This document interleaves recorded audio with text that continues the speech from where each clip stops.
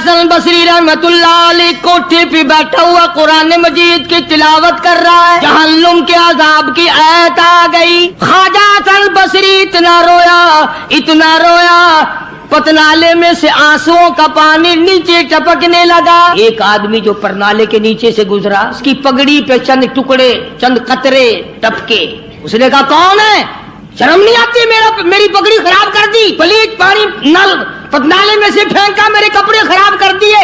خواجہ حسن بصری سب کا جو رحمت اللہ علیہ روتے روتے کہتے ہیں ہاں ضرور پلیت ہو گئے ہوں گے، میں گناہگار خواجہ حسن بصری کے آنسوؤں کا پانی ہے، آنسوؤں کا پانی ہے۔ وہ بھی قدردان نکلا جس کی پگڑی پہ ٹپکے تھے، اس پگڑی کو گھر جا کے اپنے بچوں کو بلایا، ان کے حوالے کر دی، یہ پگڑی، یہ دستار، یہ صافہ، یہ امامہ سنبھال کے رکھنا، جب میرا آخری وقت آ جائے غسل کے بعد کفن میں رکھ دینا، میرا رب مجھ سے پوچھے گا دنیا سے کیا لایا، عرض کروں گا الہی مجھے تو تیرے ڈر سے کبھی رونا لایا، کبھی اتنا خوف نہ آیا، کبھی اتنا درد نہ آیا، ایک رونے والے کے آنسوؤں کی ٹپکی ہوئی پگڑی ساتھ لے کے آیا ہوں، اس کی لاج رکھ کے مجھے معاف کر دے۔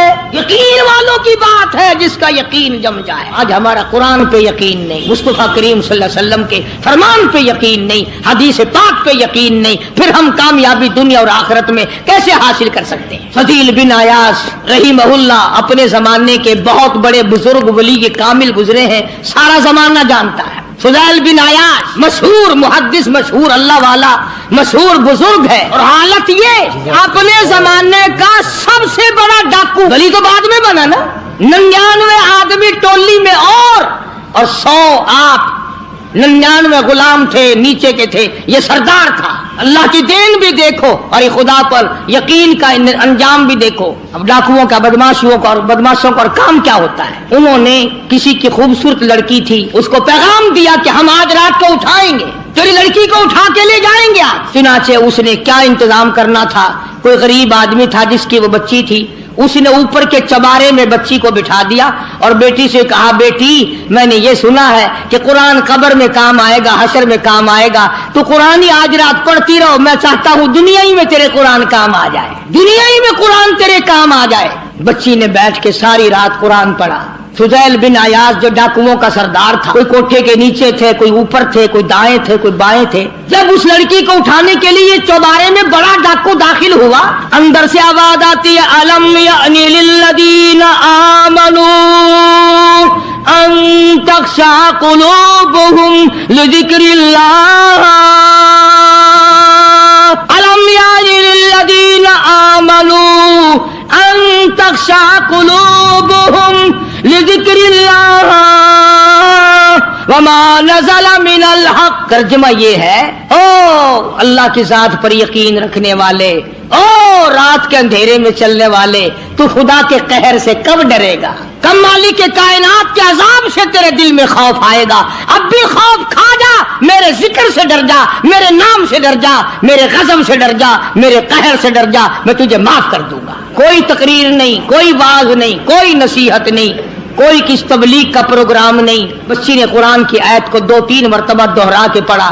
فضیل بن عیاض نے قرآن سنا، عرب کا علاقہ تھا، قرآن سمجھتا تھا، بس دیر نہیں لگی، کوٹھی پہ کھڑا کھڑا کہنے لگا اپنا راستہ بدل گیا ہے، جس نے میرے ساتھ آنا وہ میرے ساتھ آئے، جس نے بدماشوں کے ساتھ جانا بدماشوں کے ساتھ جائے۔ ہم تو آج توبہ کرتے ہیں، اور ایک بچی کا خدا کے قرآن پہ یقین ہے تو میں خدا کی ذات پہ یقین نہ کروں؟ اپنے زمانے کا بہت بڑا ولی کامل گزرا ہے، ایک آیت پہ یقین کر لیا، قرآن کی ایک آیت پہ، اور ہمارا ساری آیتوں پہ یقین نہیں، نماز کی آیتوں پہ یقین نہیں، زکات کی آیتوں پہ یقین نہیں، رمضان کے روزوں کی آیتوں پہ یقین نہیں۔ ابھی ارشاد فرمایا آدمی کے بدن میں ایک گوشت کا ٹکڑا ایسا ہے کہ جب وہ ٹھیک ہو جائے تو سارا بدن ٹھیک ہو جاتا ہے، جب وہ بگڑ جائے تو سارے بدن کا نظام بگڑ جاتا ہے۔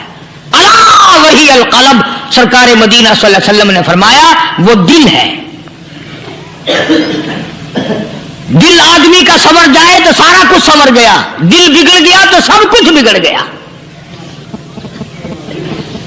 ریاکاری دل سے پیدا ہوتی ہے، तकब्बुर देखने में नहीं आता, दिल में पैदा होता है। फखर दिल में पैदा होता है, उजब और खुदबीनी दिल में पैदा होती है। तो आका मदनी सल्लल्लाहु अलैहि वसल्लम ने फरमाया कि आदमी का दिल जो है वो सफेद होता है, बिल्कुल सफेद होता है। जब बंदा गुनाह करता है तो एक छोटा सा स्याह काला नुक्ता उसके दिल पे लग जाता है, फिर दूसरा गुनाह करता है, फिर दूसरा नुक्ता लग जाता है, फिर तीसरा गुनाह करता है, फिर तीसरा नुक्ता दिल पे लग जाता है, हत्ता कि उसका दिल सारा काला हो जाता है। और जब सारा दिल काला हो जाता है तो उसके दिल के अंदर फिर हक समझने की गुंजाइश नहीं रहती। फिर वो इतना बिगड़ता है कि खिलाफ शरा काम को वो इबादत कहता है, फिर वो ढोल धमाके को इबादत कहता है, फिर वो चिमटा खड़काने को इबादत कहता है, फिर वो नशा करने को इबादत कहता है, फिर वो नमाज ना पढ़ने को इबादत कहता है, फिर वो कुरान के करीब ना आने को इबादत कहता है। हालांकि बुजुर्गों का यह तरीक़ेकार नहीं, बल्कि नफ़हतुल यमन एक अरबी कोर्स की किताब है, दर्स में पढ़ाई जाती है अरबी मदरसों में। हमने जब सबक पढ़ते थे तो एक वाक़या पढ़ा था कि किसी पहाड़ की गार में एक अल्लाह वाला रहता था और अल्लाह अल्लाह करता था हर वक्त। अल्लाह की तरफ से खाना आ जाता था और वो खा लिया करता था। तो खुदा इम्तिहान भी करता है, आजमाइश भी करता है। दुआ किया करो अल्लाह हमारी आजमाइश ना फरमाए। हम लोग आजमाइश के काबिल कहां हैं। तो अल्लाह पाक ने जब उस अल्लाह वाले की आजमाइश फरमाई तो 3 दिन तक खाना ना आया, 3 रोज तक खाना नहीं आया।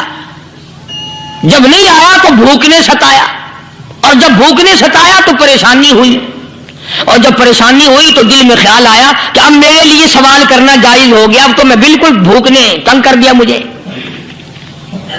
तो पहाड़ से नीचे उतरे और जाकर के एक मकान पे सवाल कर दिया, और सवाल ये किया कि अल्लाह नाम पे मुझे खाना चाहिए। उन घर वालों ने 3 रोटियां दे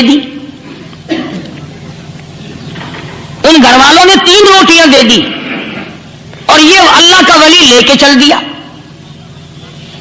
तो जिस घर से 3 रोटियां मिली थी उनके यहां एक कुत्ता भी था, वो इस वली के पीछे पीछे लग गया और भौंकार करीब था कि काट खाए फाड़ खाए।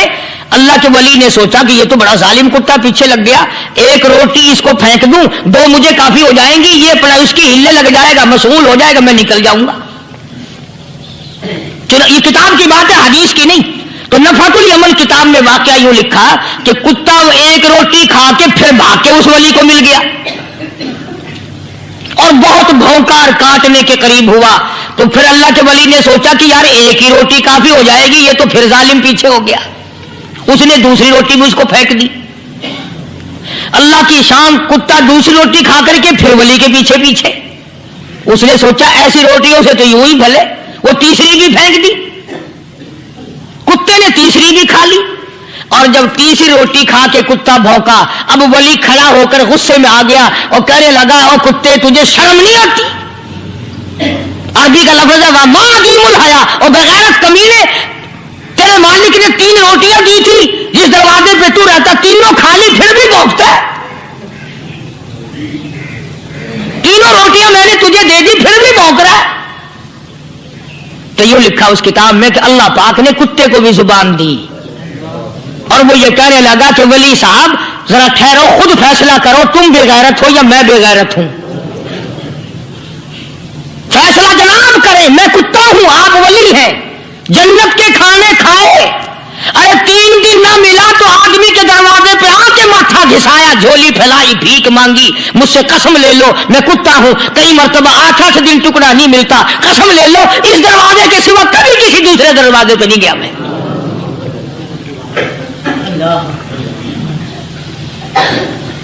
तजर्बा कर लो, 3 दिन कुत्ते को टुकड़ा डालो, चौथे दिन दुम हिलाकर तुम्हारे पांव में लिटेगा। सारी उम्र गुजर गई उस मालिक का दिया हुआ खाते हुए पीते हुए, आज भी तुझे उस मालिक का दरवाजा समझ नहीं आया। पानी वो पिलाता वल्लदी हुआ युतइमुनी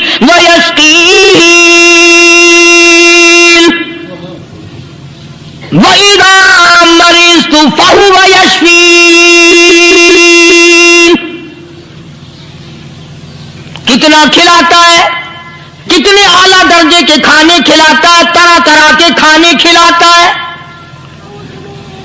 پالا اس نے، سنبھالا اس نے، زندگی اس نے دی، اولاد اس نے دی، خوبصورت بیوی اس نے دی، گھر آباد اس نے کیا. تھوڑی سی پریشانی آ گئی، اب جا کے قبر کے سامنے جھکا کھڑا ہے. اس مالک سے میرا کام نہیں چلا، وہ 4 گز زمین میں پڑنے والے، تو میری حاجت روائی کر دے.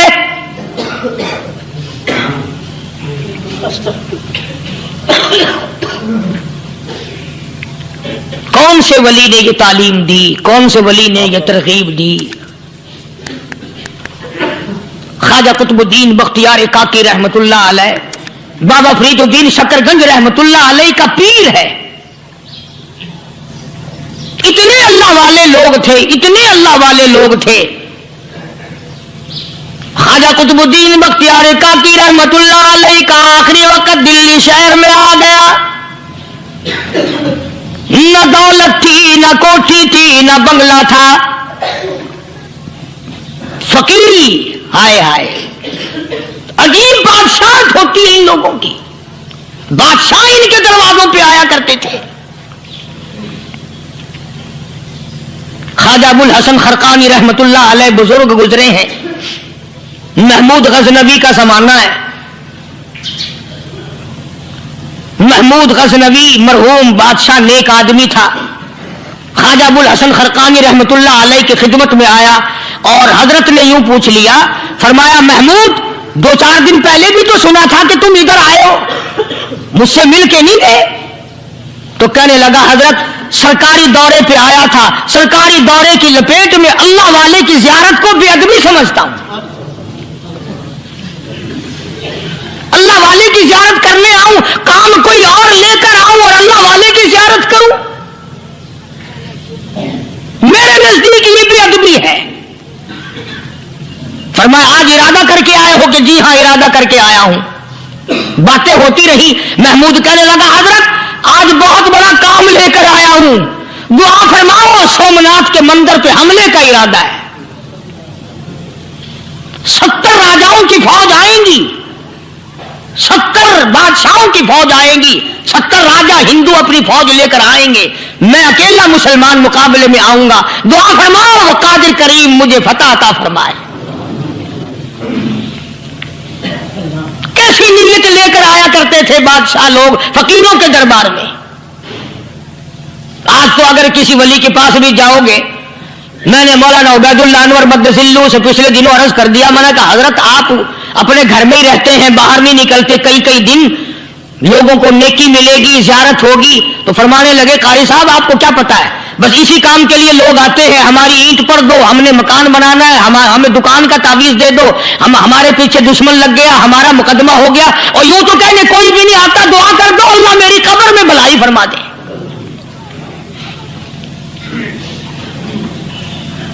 تو محمود غزنوی نے خواجہ ابو الحسن خرقانی سے درخواست کی کہ آپ دعا فرمائیں. اللہ والے نے دعا بھی فرمائی اور اپنا مسلح دے دیا. یوں فرمایا محمود جب مشکل وقت آ جائے اس مسلح پہ کھڑے ہو کر 2 رکعت نماز ادا کرنا. پتہ چلا کہ اللہ کی مدد جو ہے وہ نماز کے ساتھ ہے. میں تمہیں بھی بتاتا ہوں، ولی تو میں نہیں. جب بھی کوئی پریشانی آئے، جب بھی کوئی تکلیف آئے، فرمایا استعینوا بالصبر والصلاۃ. نماز پڑھو انشاءاللہ آسانی ہوگی. صبر کر، نماز پڑھ. ان اللہ مع الصابرین. اللہ پاک صبر کرنے والوں کا ساتھی ہے. صبر بھی کرتا جا، نماز بھی ادا کرتا جا. جس سے تیرا بگاڑ ہے یوں بھی سوچتا جا میری طرف سے کوئی ظلم نہ ہو جائے، میں مارا جاؤں گا. اللہ ساتھ لے کر چلا گیا اور اپنی فوج کو लेकर के सोमनाथ के मंदिर पे हमला कर दिया। मुसलमान फौज बड़ा सफर करके आई थी, दूर से आई थी, थकी हुई थी, चूर चूर थी, इतने हालात ना थे, इतने हथियार ना थे। 70 राजाओं की फौज के मुकाबले में मुसलमानों को शिकस्त हो गई। महमूद गजनवी को खबर दी गई, बादशाह शिकस्त हो गई। महमूद ने 2 रकात नमाज अदा की। और यह भी बता दूं, अल्लाह वालों का इतना अदब किया महमूद गजनवी ने कि उस मुसल्ले पे खड़े होकर नमाज नहीं पढ़ी, उसको सर के ऊपर रख के नमाज पढ़ी। मुसल्ला अल्लाह वाले का सर पे रख लिया और नमाज पढ़ी खुदा के हुजूर में, और फिर सर सजदे में रख दिया। मेरे परवरदिगार बेनियाज खालिक और मालिक, मैं गुनाहगार सही, मैं स्याकार सही, मैं तेरा बंदा हूं। और मेरे मौला, मुकाबला कुफर से है, हक परस्तों की न की तूने घर दिल जोई नहीं, ताना देंगे बुत के मुस्लिम का खुदा कोई नहीं। और मेरे परवरदिगार, आज मुझे जलील ना कर, आज मेरी शिकस्त ना कर, आज मुसलमानों को शिकस्त ना दे। और बेनियाज परवरदिगार, काफिर कहेंगे इनका खुदा कहां गया। बस महमूद गजनवी ने अल्लाह के हुजूर में नमाज अदा की और दामन फैलाया और सर सजदे में रखा। वो इत्तला मिली कि शिकस्त फतह में बदल गई। चुनाचे जुमे का खुतबा महमूद गजनवी ने सोमनाथ के मंदिर के अंदर दिया। इस कदर अल्लाह वालों को दिलचस्पी थी इन मामलात से कि कौम के लिए भलाई हो, मुल्क के लिए भलाई हो, अवाम के लिए आखिरत की दुनिया की भलाई मकसूद थी। ख्वाजा कुतुबुद्दीन बख्तियार काकी रहमतुल्लाह अलैह दिल्ली शहर में रहते हैं। बादशाहों का जमाना है। अल्लाह अल्लाह, क्या अजीब लोग थे। आज तो अच्छे भले दीनदार तबका नमाज पढ़ाने वालों को नमाज के, गुस्ल के, वुजू के मसाइल मालूम नहीं। दोस्तों, ऐसा वक्त था, ऐसा वक्त था, सुल्तान सलाहुद्दीन खिलजी रहमतुल्लाह अलैह को बादशाह होकर अरबी की बहुत बड़ी 4 जिल्दों में किताब है हिदाया। हिदाया बादशाह सलाहुद्दीन खिलजी को जुबान नहीं आता। इतनी बड़ी अजीम किताब जुबान नहीं आती। वो बादशाह भी हुआ करते थे और वली भी होते थे। सुल्तान आलमगीर रहमतुल्लाह अलैह बहुत बड़ा बादशाह होकर, औरंगजेब है, आलमगीर है, इतना बड़ा अजीम बादशाह, मगर हुजूर करीम सल्लल्लाहु अलैहि वसल्लम की 5000 हदीसें पाक इस बादशाह को जुबान नहीं आती। और कुरान का हाफिज था, कुरान का कारी था, कुरान का आलिम था, कुरान का मुफस्सिर था, वली भी था, बादशाह भी था, अल्लाह वाला भी था। और इतना खौफ था दिल में, मैं तुम्हें क्या बताऊं। अल्लाह अकबर, बादशाह होकर के कपड़ा खरीदा, मजदूरी करके कपड़ा खरीदा बादशाह ने, और कपड़ा खरीदकर उसकी टोपियां अपने हाथों से सी। आलमगीर रहमतुल्लाह अलैह ने उसकी टोपियां अपने हाथों से सी और चांदनी चौक दिल्ली में खड़े होकर फरोख्त की, बेची। 6-7 रुपए जमा करके एक थैली में बंद करके ऊपर लिखा, आलमगीर का कफन इन पैसों से खरीदा जाए। कभी हमने भी सोचा, जो रिश्वत मारने वाला आदमी है, बताओ उसके लिए कफन कहां से अच्छे पैसे तलाश करके लाया जाएगा। रिश्वत का ही कफन मिलेगा ना। जो आदमी मिलावट करके पैसे कमाता है, फनकारी करके पैसा कमाता है, दगा और फरेब करके पैसे कमाता है, तो आज हमारा कफन भी सही नहीं, कफन भी दगा वाला, फरेब वाला, मिलावट वाला। बल्कि तुम तो कहते हो कि आजकल खाने के लिए खालिस कुछ नहीं मिलता। मैं कहता हूं मैयत को गुस्ल देने के लिए पानी खालिस नहीं मिलता। ये जो हम मोटरें नलके लगाते हैं, ये पैसे कौन से हमारे खालिस हैं।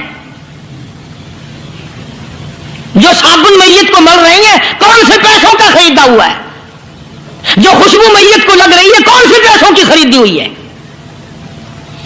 जो कफन पड़ रहा है वो कैसे पैसों का कफन है। और मैं आगे बढ़ करके कहता हूं जो कंधों पे उठाए जा रहे हैं वो कौन से कुतुब हैं, कौन से अबदाल है। जिसने मैयत को गुस्ल दिया है कभी मालूम किया कि वो कितना बड़ा नेक आदमी है। ये तो हमारे आखिरी वक्त का हाल है और इस तरफ किसी का ध्यान नहीं, सोच नहीं, विचार नहीं, कतई तौर पर अंधे हो जाते हैं। ओ मियां ठीक है जो कुछ हो रहा है। अच्छा एक बात अर्ज करूं, अल्लाह तबारक व तआला के यहां जब हम जाएंगे, अगर और सारे मामलात को छोड़ दो, अल्लाह पाक यही पूछ ले कि मियां ये कफन जो पहन के आया ये कैसा है, ये जो कफन पहन के आया ये कैसा, हम क्या जवाब देंगे। बादशाह आलमगीर रहमतुल्लाह अलैह ने थैली पे लिख करके बंद करके रख दिया, जब मेरा इंतकाल हो जाए, मेरी मौत आ जाए, जब मैं दुनिया से रुखसत हो जाऊं, जब मैं दुनिया से चला जाऊं, मेरा आखिरी लिबास जो मैंने साथ लेके जाना है, वो शादी के जोड़े दुनिया तैयार करती है, सफर के जोड़े दुनिया तैयार करती है, गैर मुल्कों में जाने के लिबास दुनिया तैयार करती है, इधर उधर जाने के लिए, तकरीबों में जाने के लिए जोड़े लिबास पोशाक दुनिया तैयार करती है। और मैं कहता हूं लोगों, कब्र की पोशाक हम कब तैयार करेंगे।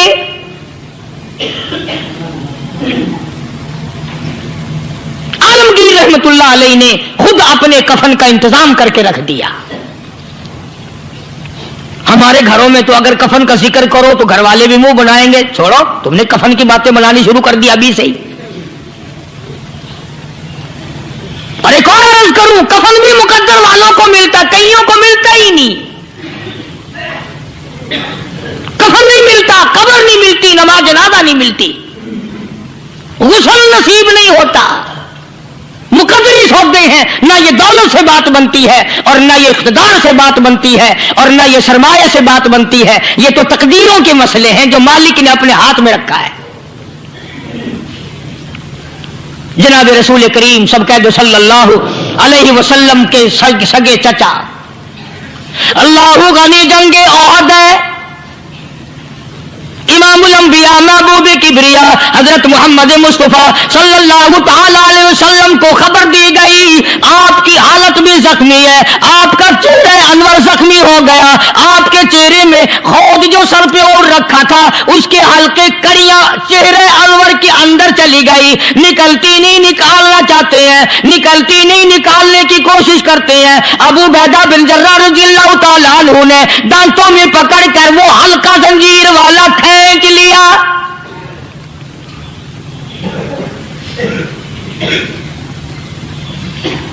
अल्लाह गनी, उधर खून का फुवारा छूटा, खून का फुवारा छूटा। अल्लाह अर्श इलाही से आवाज आई, जिब्रील। पल झपकने के बराबर जिब्रील सारी दुनिया का निजाम तय कर सकता है। तवज्जो, अल्लाह ने आवाज दी, जिब्रील। अर्ज किया, हुजूर। फरमाया, याद रख अगर मेरे महबूब का खून जमीन पे गिर गया तो फिर तो जिब्रील का आएगा। सिदरतुल मुंतहा से सकीन को बड़ी चीज होती है, पल झपकने से पहले जिब्रील ने आकर उस खून को संभाला है। इतनी अजमत है सरकार मदीना सल्लल्लाहु अलैहि वसल्लम की, अल्लाह तबारक व तआला के यहां और हर पैगंबर की। इब्राहिम अलैहिस्सलातु वस्सलाम को वक़्त के बादशाह ने मंजनीक में बिठाकर यूं आग में फेंक दिया, उस मंजनीक में से, पंगूड़े में से खलील निकल चुका। आवाज आई, जिब्रील। जवाब मिला, हुजूर कि मेरा खलील को क्या हुआ। हजरत जिब्रील को हुक्म हुआ, याद रख अगर खलील का एक बाल भी जल गया तो जिब्रील किस काम का। अल्लाह तबारक व तआला के फरिश्ते ने पहले पहुंचकर आग पे पर बिछा दिए।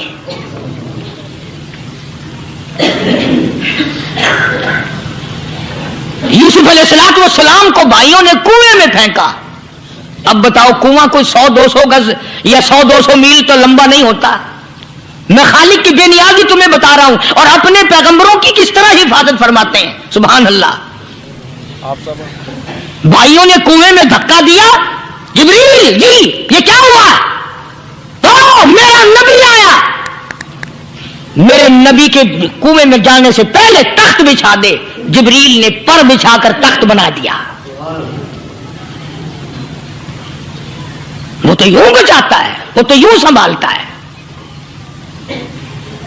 अबू बैदा बिन जर्रा रजी अल्लाह ताला अन्हु ने सरकार मदीना सल्लल्लाहु अलैहि वसल्लम के चेहरे अनवर में से वो जो जंजीर कड़ी खींची, अल्लाह अल्लाह, अबू बैदा के 2 दांत नीचे के, 2 ऊपर के, 4 दांत निकल गए। आज हमारे दांतों को कीड़े खा जाते हैं, खोखरे बन जाती हैं, निकल जाते हैं। अबू बैदा तो कितना खुश नसीब जवान है, तेरे 4 दांत तो निकल गए, पर हुजूर सल्लल्लाहु अलैहि वसल्लम की तकलीफ को तूने दूर किया। यानी आका की खिदमत करते हुए अबू बैदा के दांत निकल गए। उधर अपनी तकलीफ आई, इधर पता चला काली कमली वाले सल्लल्लाहु ताला अलैहि वसल्लम तेरे चाचा का हाल ठीक नहीं।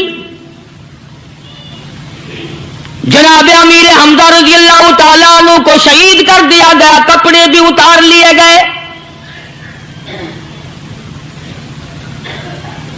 हुजूर करीम सल्लल्लाहु अलैहि वसल्लम बड़ा सदमा पहुंचा, बड़ा रंज पहुंचा। एक बात करता हूं, तवज्जो करके लिख के ले जाओ, काम आएगी। बेटियों को बताओ, बहनों को बताओ।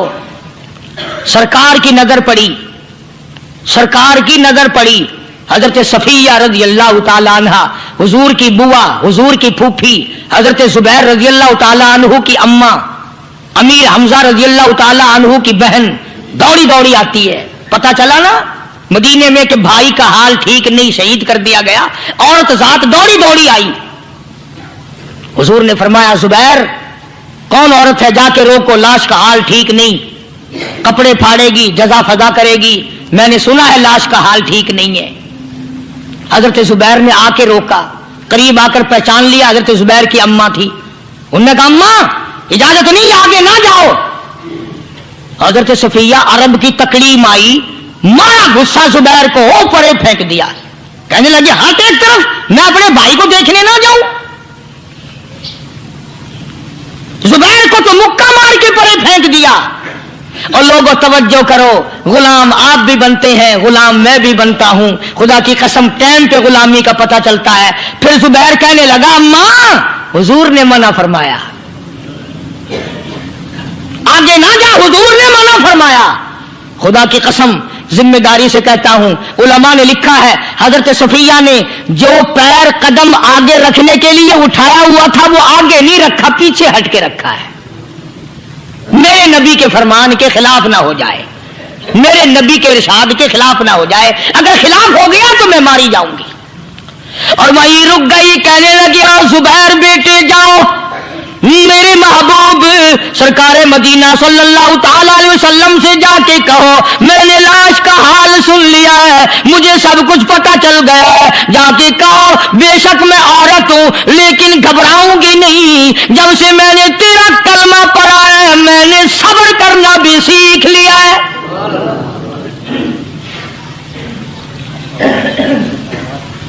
मैं ज्यादा फदा न करूंगी, मैं कपड़े न फाड़ूंगी, मैं रोना धोना नहीं करूंगी। मदनी करीम सल्लल्लाहु अलैहि वसल्लम को हजरत जुबैर ने जाके बता दिया, मेरी अम्मा यूं कहती है, फरमाया फिर भी शक इजाजत है जाए।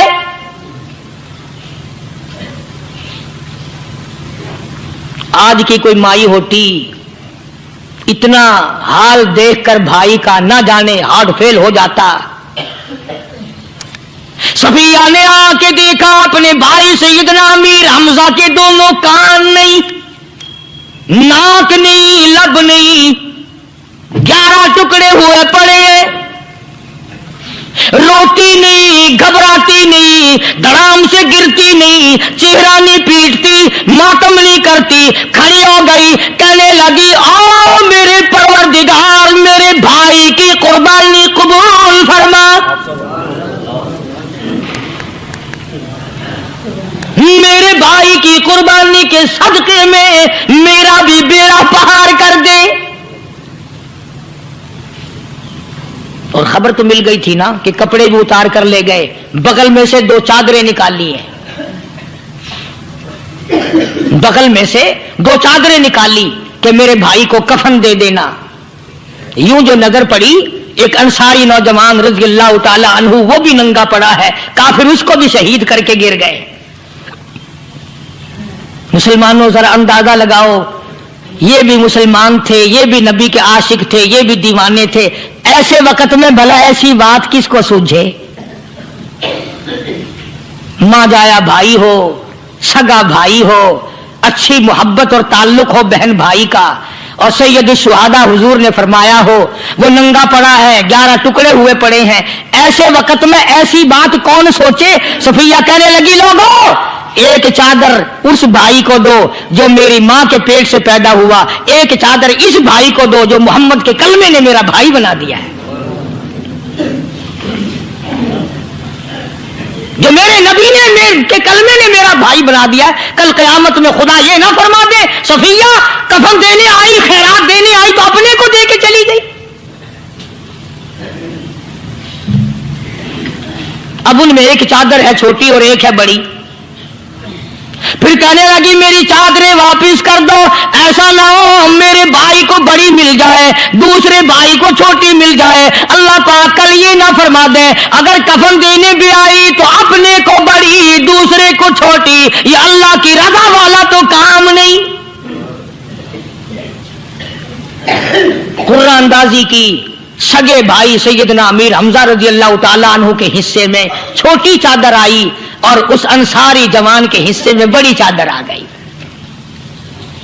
چنانچہ جب محمد عربی صلی اللہ تعالی علیہ وسلم تشریف لائے تو حضور کو اتنا صدمہ پہنچا، میری مستقل کیسٹ ہے سیدنا امیر حمزہ رضی اللہ تعالیٰ عنہ کے عنوان پر، آپ لوگ اسے خرید کے سنیں۔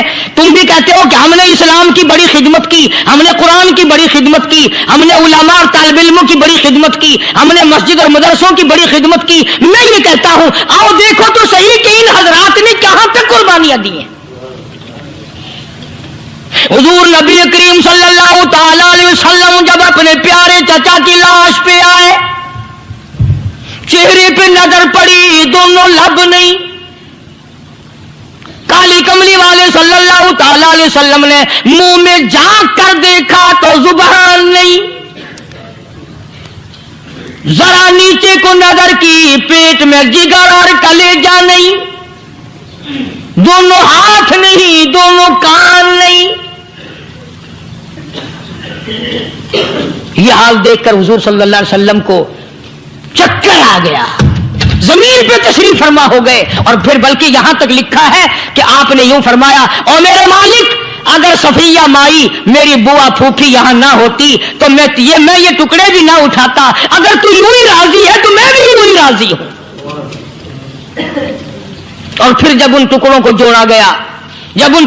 جوڑا گیا تو صحابہ نے عرض کیا یا رسول اللہ صلی اللہ تعالی علیہ وسلم امیر حمزہ قداور آدمی تھا، لمبا تکڑا بہادر آدمی تھا، حالت یہ ہے چادر چھوٹی ہے بھی ایک ہی، اگر سر ڈھانپتے ہیں تو پیر کھل جاتے ہیں، پیر ڈھانپتے ہیں تو سر کھل جاتا ہے۔ حضور نے فرمایا سر کو چھپا دو، پیروں پہ میرے چچا کے درختوں کے پتے ڈال دو۔ میں یہ عرض کر رہا تھا کہ اللہ والے ہر وقت میں آدمی کی اصلاح کی کوشش کرتے ہیں، اسے بنانے کی کوشش کرتے ہیں، اسے سمجھانے کی کوشش کرتے ہیں۔ اللہ تبارک و تعالی ہر مسلمان کو توفیق دے کہ وہ اپنی زندگی بھر اللہ والوں کی خدمت میں جانے آنے کی، قرآن کی خدمت کی ہر وقت پروگرام بنائے، نیت خیر رکھے۔ کیوں؟ اس لیے اسی کو کہتا ہے کہ لیے پھرتی ہے بلبل چوچ میں گل، لیے پھرتی بلبل چوچ میں گل، اور ڈھونڈتی ہے شہید ناز کی تربت کہاں ہے، تلاش کرتے ہیں جانور پرندے کہاں پر اللہ کی رحمت برس رہی ہے۔ بڑے سے بڑی مصیبت آئی، اسلام کا سودا نہیں، ایمان کا سودا نہیں، دنیا کی طرف آئے ہی نہیں، کون ان حضرات کا مقابلہ کرے گا؟ کئی لوگ کہہ دیتے ہیں جی صحابہ انسان تھے، ان سے بھی غلطی ہو، میں ٹھیک ہے، میں کہتا ہوں تھے تو انسان، پر یہ دیکھو شاگرد کس کے ہیں۔ صحابہ ہیں تو انسان، پر یہ اندازہ لگاؤ مرید کس کے ہیں۔ صحابہ ہیں تو انسان، پر یہ سوچو کہ یہ مقتدی کس کے ہیں۔ صحابہ ہے تو انسان، پر یہ دیکھو صحابہ اگر سپاہی ہے تو کالی کملی والا کمانڈر ان چیف ہے، براہ راست محمد عربی صلی اللہ علیہ وسلم کے صحابہ شاگرد ہیں، صحابہ حضور کے مرید ہیں، صحابہ حضور کے مقتدی ہیں، صحابہ حضور کی فوج کے سپاہی ہیں، ایک ایک نے کمال کر دیا۔ جناب ابو بکر صدیق رضی اللہ تعالیٰ عنہ فرماتے ہیں میں اچانک محلے میں جا نکلا، ابو بکر کہتا میری یہ عادت تھی، شروع پہ جو اسلام آیا مکے میں، چودھری مارتے ہیں، رئیس مارتے ہیں، سردار مارتے ہیں، کمزوروں کو مارتے ہیں، جو کلمہ پڑھتا تھا پہاڑ ٹوٹ جاتے تھے، پیر پکڑ کر مکی کی گلیوں میں گھسیٹا جاتا تھا، چمڑا ادھڑ جاتا تھا۔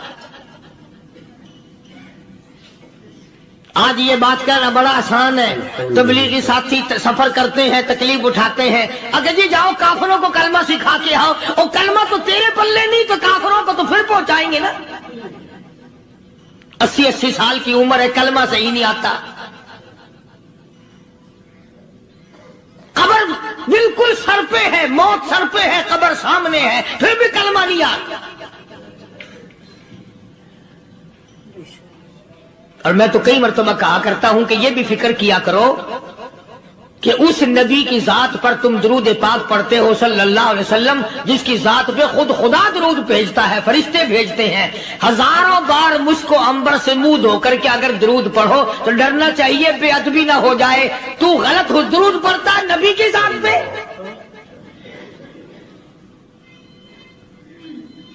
اور اس کو صحیح کرنے کا فکر نہیں رکھتا۔ چنانچہ ابو بکر صدیق رضی اللہ تعالیٰ عنہ چکر لگاتے لگاتے ایک محلے میں جا نکلے، وہاں جا کے دیکھا ایک نوجوان ہے، غریب صحابی، نادار صحابی، مفلس صحابی، کافر کا غلام ہے، کالی کملی والے صلی اللہ علیہ وسلم کا کلمہ پڑھتا ہے، کافروں نے پکڑ کر گرم گرم ریت پہ اوندا کر کے لٹایا ہوا ہے، اور کئی کافر اس صحابی کی کمر پہ چڑھ کر لتاڑ رہے ہیں، اس کی کمر پہ چڑھے ہوئے ہیں۔ جناب ابو بکر صدیق رضی اللہ تعالیٰ عنہ فرماتے ہیں میں نے دور سے دیکھا، میں سمجھ گیا کوئی غریب آدمی ہے، جب میں قریب گیا فرماتے ہیں میری آنکھ نے دیکھا ابو فقیہ صحابی، میں نے پہچان لیا، کئی آدمیوں کے لتاڑنے کی وجہ سے، کئی آدمیوں کی کمر پہ چڑھ جانے کی وجہ سے ابو بکر کہتا ہے اتنی لمبی ابو فقیہ کی زبان باہر نکل آئی،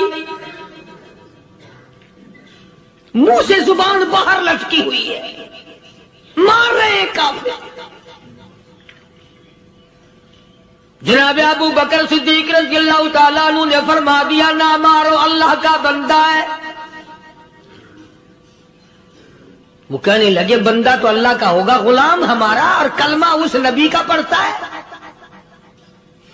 ہمارا غلام ہو کر کلمہ پڑھتا ہے، کیوں؟ جب تک جان سے نہ مر جائے گا ہم چھوڑیں گے نہیں، ہم اسے ختم کر کے دم لیں گے۔ اس نبی کا کلمہ پڑھتا ہے، ہمارے سامنے پڑھتا ہے۔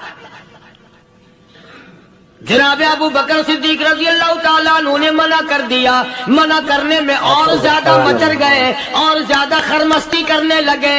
ابو بکر فرماتے ہیں میں بالکل قریب کھڑا تھا، ظالموں نے ابو فقیہ کی پسلیوں پہ، کمر پہ چھلانگیں لگانی شروع کر دی۔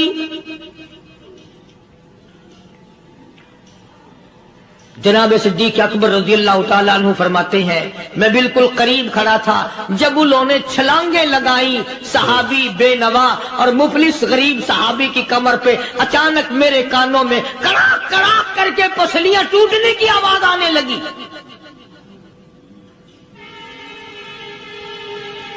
میرے سے برداشت نہ ہوا، میں برداشت نہ کر سکا۔ جناب ابو بکر رضی اللہ تعالیٰ عنہ فرماتے ہیں میں نے کہا ظالمو سودا کر لو، میں خرید لوں گا۔ انہوں نے جو منہ مانگے دام مانگے، جناب ابو بکر صدیق رضی اللہ تعالیٰ عنہ نے وہ دام دے دیے، پیسے دے دیے. ہاں ہاں، غریب کی ہمدردی کی، مظلوم کی ہمدردی کی. آج ہمارے پاس جو پیسہ ہے وہ کنجری پہ خرچ ہو سکتا ہے، بدماشی پہ خرچ ہو سکتا ہے، ٹیپ ٹلو اور فیشن پہ خرچ ہو سکتا ہے، اللہ کے دین پہ خرچ کرنے کی ہمیں توفیق نہیں ہوتی. سارے سال کی کمائی کا حساب لگائیں کہ ہم نے کتنا اپنے بیوی بچوں پہ خرچ کیا، کتنا اللہ اور اس کے رسول اور اللہ کے قرآن پہ خرچ کیا. 100-2% بھی نہیں بنتا. جناب ابو بکر رضی اللہ تعالیٰ عنہ نے ابو فقیہ رضی اللہ تعالیٰ عنہ کو خرید لیا، کافروں کے نیچے سے نکال لیا، کپڑے جھاڑے، زخموں پہ مرہم پٹی کی. ابو بکر دوڑے دوڑے پانی کا پیالہ لے آئے اور فرمانے لگے، ابو فقیہ تجھے بڑی مار پڑی ہے، بڑی تکلیف پہنچی ہے، میں نے تیری زبان باہر لٹکی ہوئی دیکھی، نکلی ہوئی دیکھی، خشکی آ گئی ہوگی، زبان پہ کانٹے جم گئے ہوں گے، تھوڑا سا پانی پی لے. ابو فقیہ کہتا، ابو بکر تیرے احسان کا بدلہ خدا دے گا، تیری مہربانیوں کا بدلہ خدا دے گا، میں نہیں دے سکتا. تو نے پیسے خرچ کر کے مجھے آزاد کرایا، میں تجھے دعا دے سکتا ہوں. میں غریب ہوں، میں نادار ہوں، میں مفلس ہوں، میں مسکین ہوں، اور ابو بکر تنگ نہ کر، میں پانی پی نہیں سکتا. کیا بات ہے، کیوں پانی نہیں پی سکتا؟ کہنے لگا، ابو بکر تجھے کیا معلوم ہے جن کی وجہ سے میری پسلیاں توڑ دی گئی، جن کی وجہ سے مجھے مارا گیا، جن کی وجہ سے مجھے لتاڑا گیا، جن کی وجہ سے میری پسلیاں توڑی گئی، جن کی وجہ سے میرا یہ حال کیا گیا، جب تک میں آقا کا دیدار نہ کر لوں میں پانی کی بوند پی نہیں سکتا. مجھے پہلے شربت دیدار پینا ہے. میں نے سرکار مدینہ صلی اللہ علیہ وسلم کی زیارت پہلے کروں گا، پانی بعد میں پیوں گا. او ابو فقیہ تجھے تو بڑی سخت مار پڑی ہے، تجھے تو بڑی تکلیف پہنچائی گئی ہے، میں تجھے حضور کے دربار میں لے کے چلوں گا، تو پانی تو پی لے. کہتا، کوئی مجنون بتاتا ہے، کوئی کہتا ہے دیوانہ، کوئی مجنون بتاتا ہے، کوئی کہتا ہے دیوانہ، یہ تو مرض عشق احمد کا ہوا بیمار میں بھی ہوں. اور ابو بکر تجھے کیا معلوم ہے، مجھے عشق لگا ہوا ہے، مجھے سوزو گداز لگی ہوئی ہے، میں اپنے دل میں کسی کو بسائے بیٹھا ہوں، جب تک اس آقا کا دیدار نہ کر لوں مجھے چین نہیں آئے گا.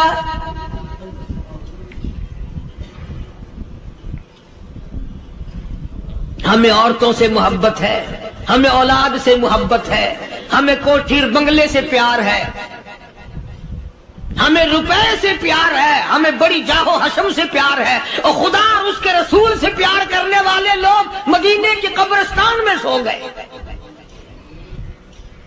قرآن سے پیار کرنے والے لوگ، حضور کے درباری لوگ وہیں سو گئے. اندازہ لگاؤ، کوئی مار کھا کے اپنے ماں باپ کے پاس جائے گا، کوئی بھائی برادری میں جائے گا، کوئی تھانے میں رپورٹ لکھوانے جائے گا، کوئی اسپتال میں سرٹیفکیٹ لینے جائے گا، کوئی ڈاکٹری کرانے جائے گا. ابو فقیہ تم کتنے خوش نصیب ہو، امام الانبیاء کے دربار میں چلے ہو.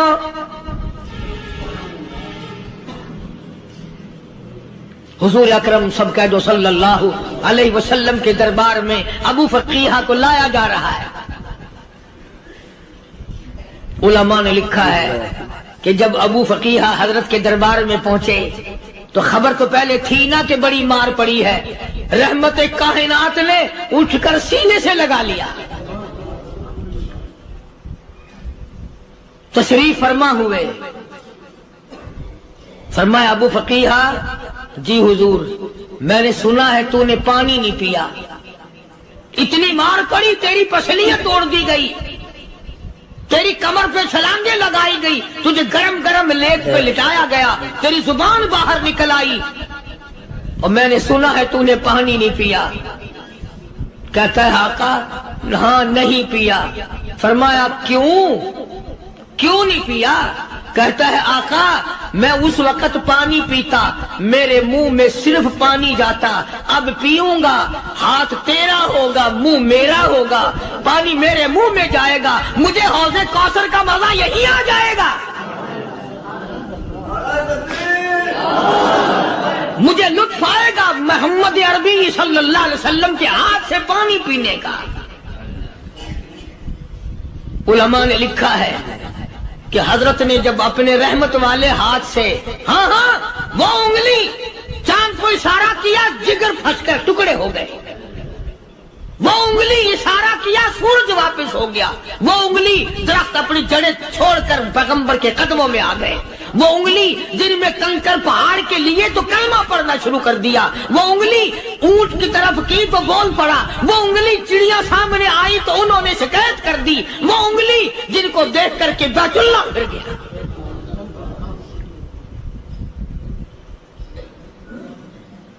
مدنی کریم صلی اللہ علیہ وسلم نے یوں پانی کا پیالہ اٹھایا، ابو فقیہ نے پیالہ پکڑنے کے لیے یوں آگے کو ہاتھ کیا، فرمایا اب وہی بات ہوگی، ہاتھ میرا ہوگا منہ تیرا ہوگا، میں اپنے ہاتھ سے پلاؤں گا. ابو فقیہ کو پانی پلا دیا اور پانی پلانے کے بعد پوچھا اب تیرا کیا حال ہے؟ اب حال کیا ہے؟ کہتا ہے آقا تیرے چہرے پہ فدا شمس و قمر،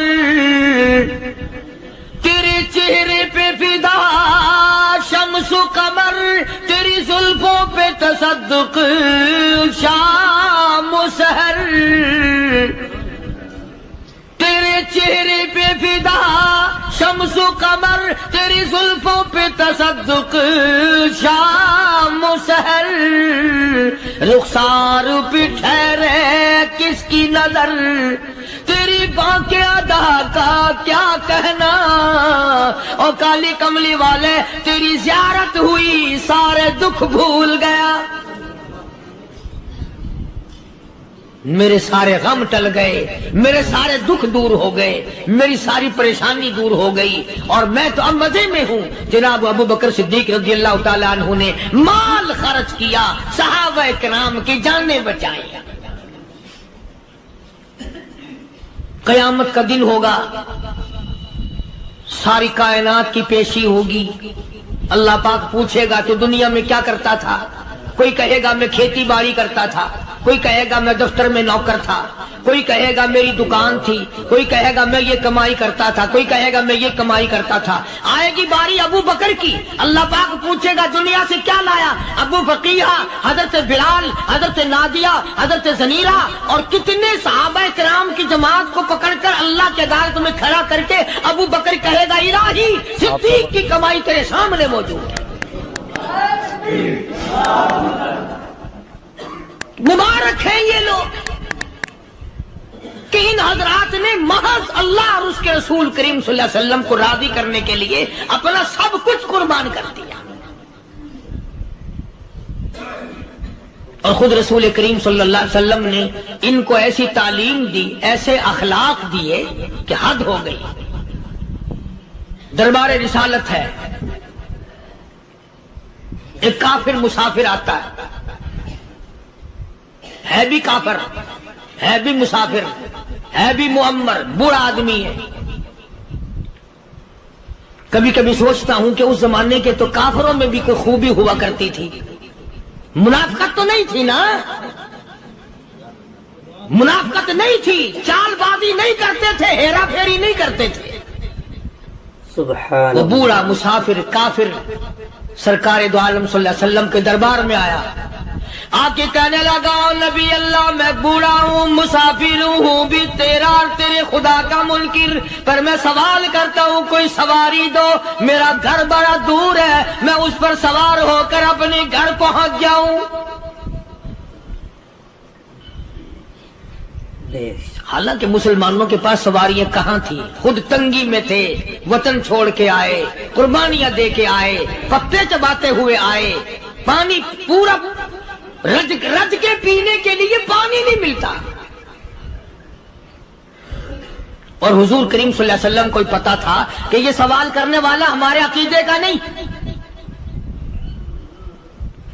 رحمت کائنات کا دریائے کرم جو اس میں آیا، صحابہ کرام کی طرف خطاب کر کے فرمایا کون ہے جو آج میں محمد الرسول اللہ صلی اللہ علیہ وسلم کو سواری دے، کون ہے جو آج مجھے سواری دے، میں جنت میں اعلیٰ درجے کی سواری کا وعدہ کرتا ہوں۔ چنانچہ فاروق اعظم رضی اللہ تعالیٰ عنہ کا وظیفہ مقرر ہو گیا، امیر المومنین خلیفۃ المسلمین 22 لاکھ مربع میل کا حکمراں، کابل سے لے کر طرابلس تک کا حکمراں، فاروق اعظم جس کو خدا کے نبی نے اللہ میاں سے مانگ کے لیا، ایک دن جمعے کے اندر خطبہ ارشاد فرما رہے ہیں، خطبہ دے رہے ہیں، صحابہ کہتے ہیں ہم نے امیر المومنین فاروق اعظم کو تہمت کو دیکھا، منجلے اور لنگی کو دیکھا، ایک لنگی میں ایک چادر میں 12 پیوند لگے ہوئے تھے، 12 پیوند، 22 لاکھ مربع میل کا حکمراں، اس کے پیوند میں 12 پیوند ہے، ایک پیوند چمڑے کا بھی ہے۔ آج تو پیوند لگانا ہمارے یہاں عیب ہی ہو گیا، کون اس بات کا خیال کرتا ہے؟ ایک اور جمعے میں دیر سے تشریف لائے فاروق اعظم رضی اللہ تعالیٰ عنہ، لوگوں نے عرض کیا کہ آپ نے دیر کی، فرمایا یہ کپڑے جو تمہارے سامنے پہن کر آیا ہوں میرے پاس یہی کپڑے ہیں، یہ دھوئے تھے خشک نہ ہوئے تھے، اس لیے آدھے گیلے آدھے سوکھی پہن کر آ گیا ہوں، دیر اس لیے ہو گئی، میں بادشاہ ہوں، میں امیر المومنین ہوں، میں خلیفہ ہوں، میں مدنی کریم صلی اللہ علیہ وسلم کا جانشین ہوں، تمہارا امیر اور امام ہوں، لیکن غریب اتنا ہوں کہ یہی کپڑے ہیں میرے پاس جو تمہارے سامنے پہنے کھڑا۔ ادھر ہمارا حال دیکھ لو کیا بنا ہوا ہے، جس ملک کا چوڑا بھی بے ایمان ہو وہ ملک ترقی کیسے کرے گا؟ صفائی کرنے والا بنگی 4 دن تک چکر نہیں لگاتا، پوچھے کون؟ جب ہم سارے تقریباً کانے ہیں تو سوال کون کرے گا، ہم سے پوچھے گا کون؟ آپ مارکیٹ میں بیٹھ کر چوری کرتے ہیں، ہم مولوی غلط مسئلے بتا کر مسجد میں چوری کرتے ہیں، افسر عدالت میں قانون کی چوری کرتا ہے، ڈاکٹر اسپتال میں چوری کرتا ہے، اس کا یہ مطلب ہوا کہ ہم سب چور نہیں؟ صحیح مسئلہ بتلاؤ تو مولوی کی تنخواہ 6 مہینے نہیں ملتی، 1 مہینے کی، کون صحیح بات کو برداشت کرے؟ پھر متولی صاحب اگر مسئلہ پوچھے نا بیچارے مولوی کو کہنا پڑتا ہے ہاں جی چلو مسئلہ تو یوں ہے پر جو آپ کہتے ہیں وہ بھی ٹھیک ہو سکتا ہے، اس لیے اگر یوں نہ کہے تو پھر مسجد میں کیسے کہے گا؟ سیدنا فاروق اعظم رضی اللہ تعالیٰ عنہ کھانا کھا رہے ہیں، ایک بہت بڑا امیر آدمی آ گیا، فاروق اعظم نے فرمایا آؤ کھانا کھا لو، انہوں نے کھانا کھانا شروع کر دیا، صحابی ہے وہ بھی، امیر آدمی ہے صحابی، فاروق کے دسترخوان سے لقمہ اٹھا کر جب منہ میں ڈالا، قسم کھا کر کہتا ہے بغیر چھنے ہوئے آٹے کا لقمہ تھا، جو کی روٹی تھی، چبا چبا کر تھک گیا مگر وہ حلق سے نیچے نہیں جاتا تھا۔ امیر المومنین کا کھانا ہے، بادشاہ وقت کا کھانا ہے، نبی کے جانشین کا کھانا ہے۔ انہوں نے کہا اے فاروق چھنا ہوا آٹا بھی تو آپ کھا سکتے ہیں، ایسا کیا عذاب آ گیا کہ چھنے ہوئے آٹے کی روٹی نہیں کھائی؟ تو فوراً بول اٹھے اللہ کی کروڑ رحمت نازل ہو ان اللہ والوں پر، فرمایا بھائی کیا ہر مسلمان جو بھی لا الہ الا اللہ محمد الرسول اللہ پڑھنے والا ہے ہر مسلمان کو چھنے ہوئے آٹے کی روٹی مل سکتی ہے؟ میری حکومت اتنا وزن برداشت کر سکتی ہے کہ ہر آدمی کو چھنے ہوئے آٹے کی روٹی ملے؟ انہوں نے کہا نہیں، فرمانے لگے جب تک ہر آدمی کو نہ ملے فاروق کون ہوتا ہے جو چھنے ہوئے آٹے؟ یہ چاروں صحابہ عشرہ مبشرہ میں سے ہیں، جلیل القدر صحابہ ہیں، حضور صلی اللہ علیہ وسلم کے پیارے صحابہ ہیں، حضور کے چہیتے صحابہ ہیں، آپس میں چاروں بیٹھ کے بات کرنے لگے یارو کمال ہو گیا، ہمارا امیر ہو، ہمارا بادشاہ ہو، ہمارا خلیفہ ہو اور اتنا تنگ، اتنی تنگ دستی میں زندگی کٹ رہی ہو؟ تو وہ کہنے لگے کہ پھر کیا ترکیب ہو؟ ان سے کہا جائے کہ کچھ وظیفہ بڑھا لو، کچھ اپنا خرچہ بیت المال سے بڑھا لو۔ کسی کی جرت نہ ہوئی۔ ایک صحابی نے مشورہ دیا کہ یوں کرو، سیدہ حفصہ رضی اللہ تعالی عنہ فاروق اعظم کی بیٹی ہیں اور محمد عربی سب کہہ دو صلی اللہ علیہ وسلم کی گھر والی ہے، ان سے جا کر درخواست کرو، بیٹی اپنے ابا سے کہے گی شاید بات بن جائے، یعنی فائدہ بھی فاروق کا ہو، مطلب کی بات بھی فاروق اعظم کی ہو، مگر کہنے کو کوئی تیار نہیں، اتنا ڈر ہے کہ یہ اپنے مطلب کی بھی نہیں سنے گا۔ آج کل تو ہمیں بنا کے لانے پڑتے ہیں کہ پہلے ہمیں کوئی مولانا کہنے والا ملے، فلاں صاحب کہنے والا ملے، شاہ صاحب کہنے والا ملے، 7 چمچے لے جانے پڑتے ہیں۔ فاروق اعظم رضی اللہ تعالیٰ عنہ اپنی لگتے جگر سیدہ حفصہ رضی اللہ تعالیٰ عنہ سے ملاقات کے لیے گئے۔ حضرت حفصہ رضی اللہ تعالیٰ عنہ نے عرض کر دیا، ابا جان یہ کیا حالت بنا رکھی ہے، یا یہ کیا پریشانی کی حالت ہے، یہ کیا تنگی کی حالت ہے، آپ کچھ وظیفہ بڑھا لیں، آپ کچھ اپنا خرچہ بڑھا لیں، اس لیے کہ مسلمان لوگ اس حالت کو دیکھنے کے لیے تیار نہیں۔ اب تو کہہ دینا چاہیے تھا کہ بھی جو کچھ وہ بڑھانا چاہیں بڑھا دے، تنگ تو میں باقی ہوں۔ فرمایا اے حفصہ تو ان لوگوں کے نام بتا جو تیرے پاس فرمائش کرنے آئے تھے، اور فرمایا سب سے پہلے او حفصہ او میری لگتے جگر، اے میری بیٹی تیرے سامنے زندگی گزری ہے محمد عربی صلی اللہ تعالی علیہ وسلم کی، تو حضور اکرم صلی اللہ علیہ وسلم کا کھانا بتا۔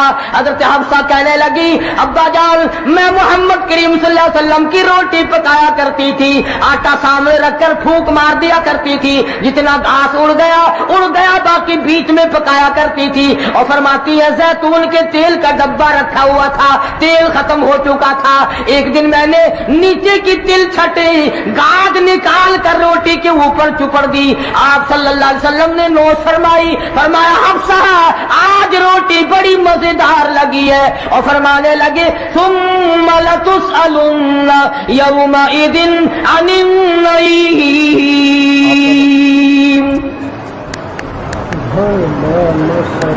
فاروق اعظم رضی اللہ تعالیٰ عنہ فرمانے لگے اے حفصہ میرے تیرے نبی نے، میرے تیرے محبوب نے دنیا میں یہ کھانا کھایا ہو اور میں ان سے الگ کھانا تلاش کروں، میری ان کی ملاقات کیسے ہوگی؟ اور فرمایا اے حفصہ بستر بتا محمد کریم صلی اللہ تعالی علیہ وسلم کا۔ فرمانے لگی ایک ٹاٹ کی لمبی ساری چادر بنی ہوئی تھی، دوپہر گرمی میں اس کو 4 طے کر کے بچھا لیا جاتا تھا، سردیوں میں آدھا نیچے آدھا اوپر اوڑھ لیا جاتا تھا۔ فاروق اعظم رونے لگے حفصہ محمد کریم صلی اللہ علیہ وسلم اس حالت میں رخصت ہو گئے، اور پھر آپ نے پوچھا اے حفصہ آخری وقت میں مدنی کریم صلی اللہ علیہ وسلم کے بدن مبارک پہ لباس کیسا تھا؟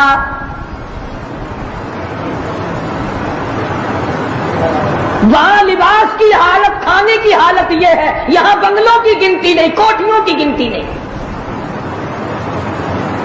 اور یہ نہیں سوچتے اگر عذاب آ گیا تو یہ بنگلے یہ کوٹھیاں نہیں بتا سکیں گی، یہ رشوت بٹور کر کے محل بنانا یہ تو کبھی بھی کام نہیں آئے۔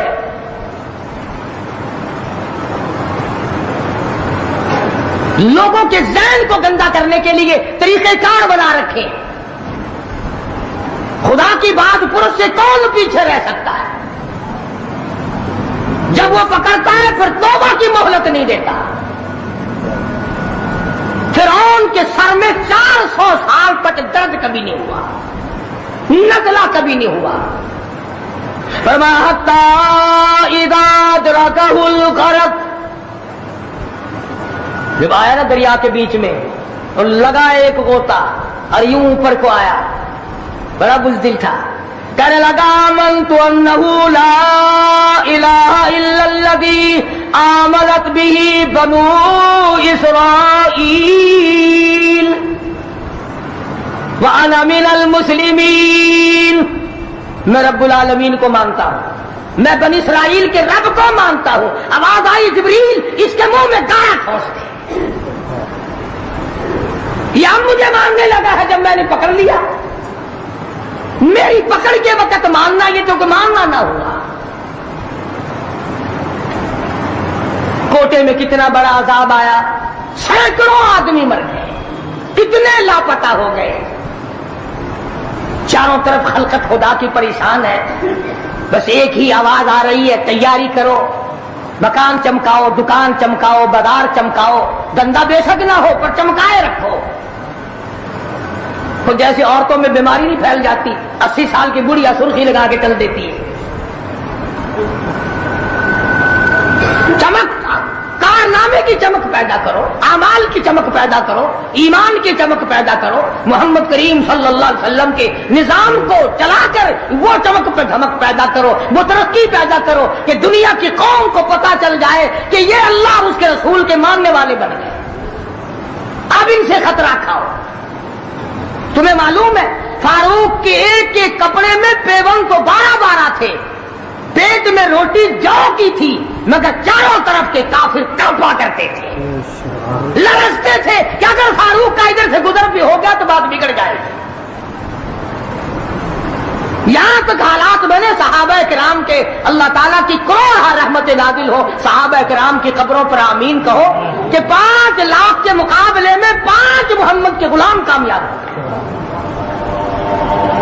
5 لاکھ کے مقابلے میں حضور کے 5 غلام کامیاب، اس 3 میں 3 مسلمان گئے، پورے ملک کے مقابلے میں 3 مسلمان کامیاب، وہ مسلمان تھے صحیح معنوں میں۔ مسلمان کو کوئی شکست نہیں دے سکتا، مسلمان کو کوئی مار نہیں سکتا۔ آج ہم یہودیوں اور عیسائیوں کا کھلونا بن کر کے مار کھا رہے ہیں، آج ہم ان کے ہاتھوں کے تاش کے پتے بنے ہوئے ہیں، آج ہم ان کے اشاروں پہ سب کچھ کرتے ہیں، چاروں طرف مسلمان کا لہو بہہ رہا ہے۔ مغلیہ خاندان کے بادشاہوں کے واقعات کتابوں میں موجود ہیں، آپ پڑھ کر کے دیکھ لیں کہ جن لوگوں نے اچھے کام کیے ان کی زندگی کیسے گزری اور جن لوگوں نے برے کام کیے ان کی زندگی کیسے گزری۔ لوگ ان کا نام لینا بھی گوارا نہیں کرتے۔ کیا بات تھی؟ سلطان عالمگیر رحمت اللہ علیہ جہاں بادشاہ وقت تھا، جہاں پورے ہندوستان کا مالک تھا، وہاں مدنی کریم صلی اللہ علیہ وسلم کی 5000 حدیث کو زبانی یاد تھی، بادشاہ کو 5000 حدیث زبانی یاد تھی۔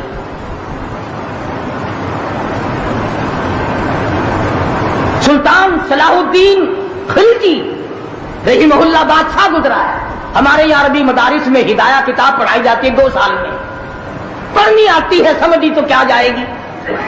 سلطان صلاح الدین خلجی بادشاہ ہو کر مکمل ہدایہ زبانی یاد تھا، زبانی یاد تھا۔ عالمگیر بادشاہ کی فوج کا جو کمانڈر تھا وہ اتنا بڑا عالم تھا کہ آج بھی شرح عقائد وغیرہ اور امور عامہ اور میر زاہد وغیرہ جو کتابیں ہیں منطق کی اور طرح طرح کی، یہ تمام عالمگیر کی فوج کے کمانڈر کی لکھی ہوئی ہیں۔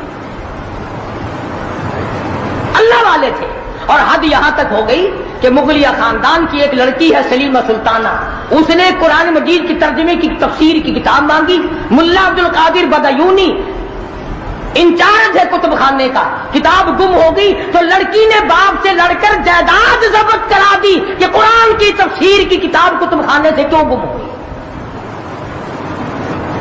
اتنا بڑا علم کا قدر تھا لوگوں کے دلوں میں، اور محمد کریم صلی اللہ علیہ وسلم کے دین کو لوگ بادشاہ مانا کرتے تھے، وزیر مانتے تھے، سفیر مانتے تھے، درویش و قلندر مانتے تھے۔ عوام کے تمام جذبات جو تھے وہ اسلام کے صحیح احساسات کے مطابق تھے۔ تو میں عرض کر رہا تھا، یہ کسی کا گلہ نہیں، یہ کسی کا شکوہ نہیں، کسی کو گالیاں دینا مقصود نہیں۔ اگر اتنی بات کہہ دوں تو کوئی بیجا نہ ہوگا کہ حرف آئے نہ کہیں، حرف آئے نہ کہیں ان کی مسیحائی پر، حرف آئے نہ کہیں ان کی مسیحائی پر، اور درد اتنا تو نہ تھا تیری دوا سے پہلے، یہ تو بہت زیادہ کڑوی ثابت ہوئی تیری دوا، یہ تو پہلے درد سے بھی زیادہ درد ہو گیا، تو نے یہ کیسی دوا پلا دی۔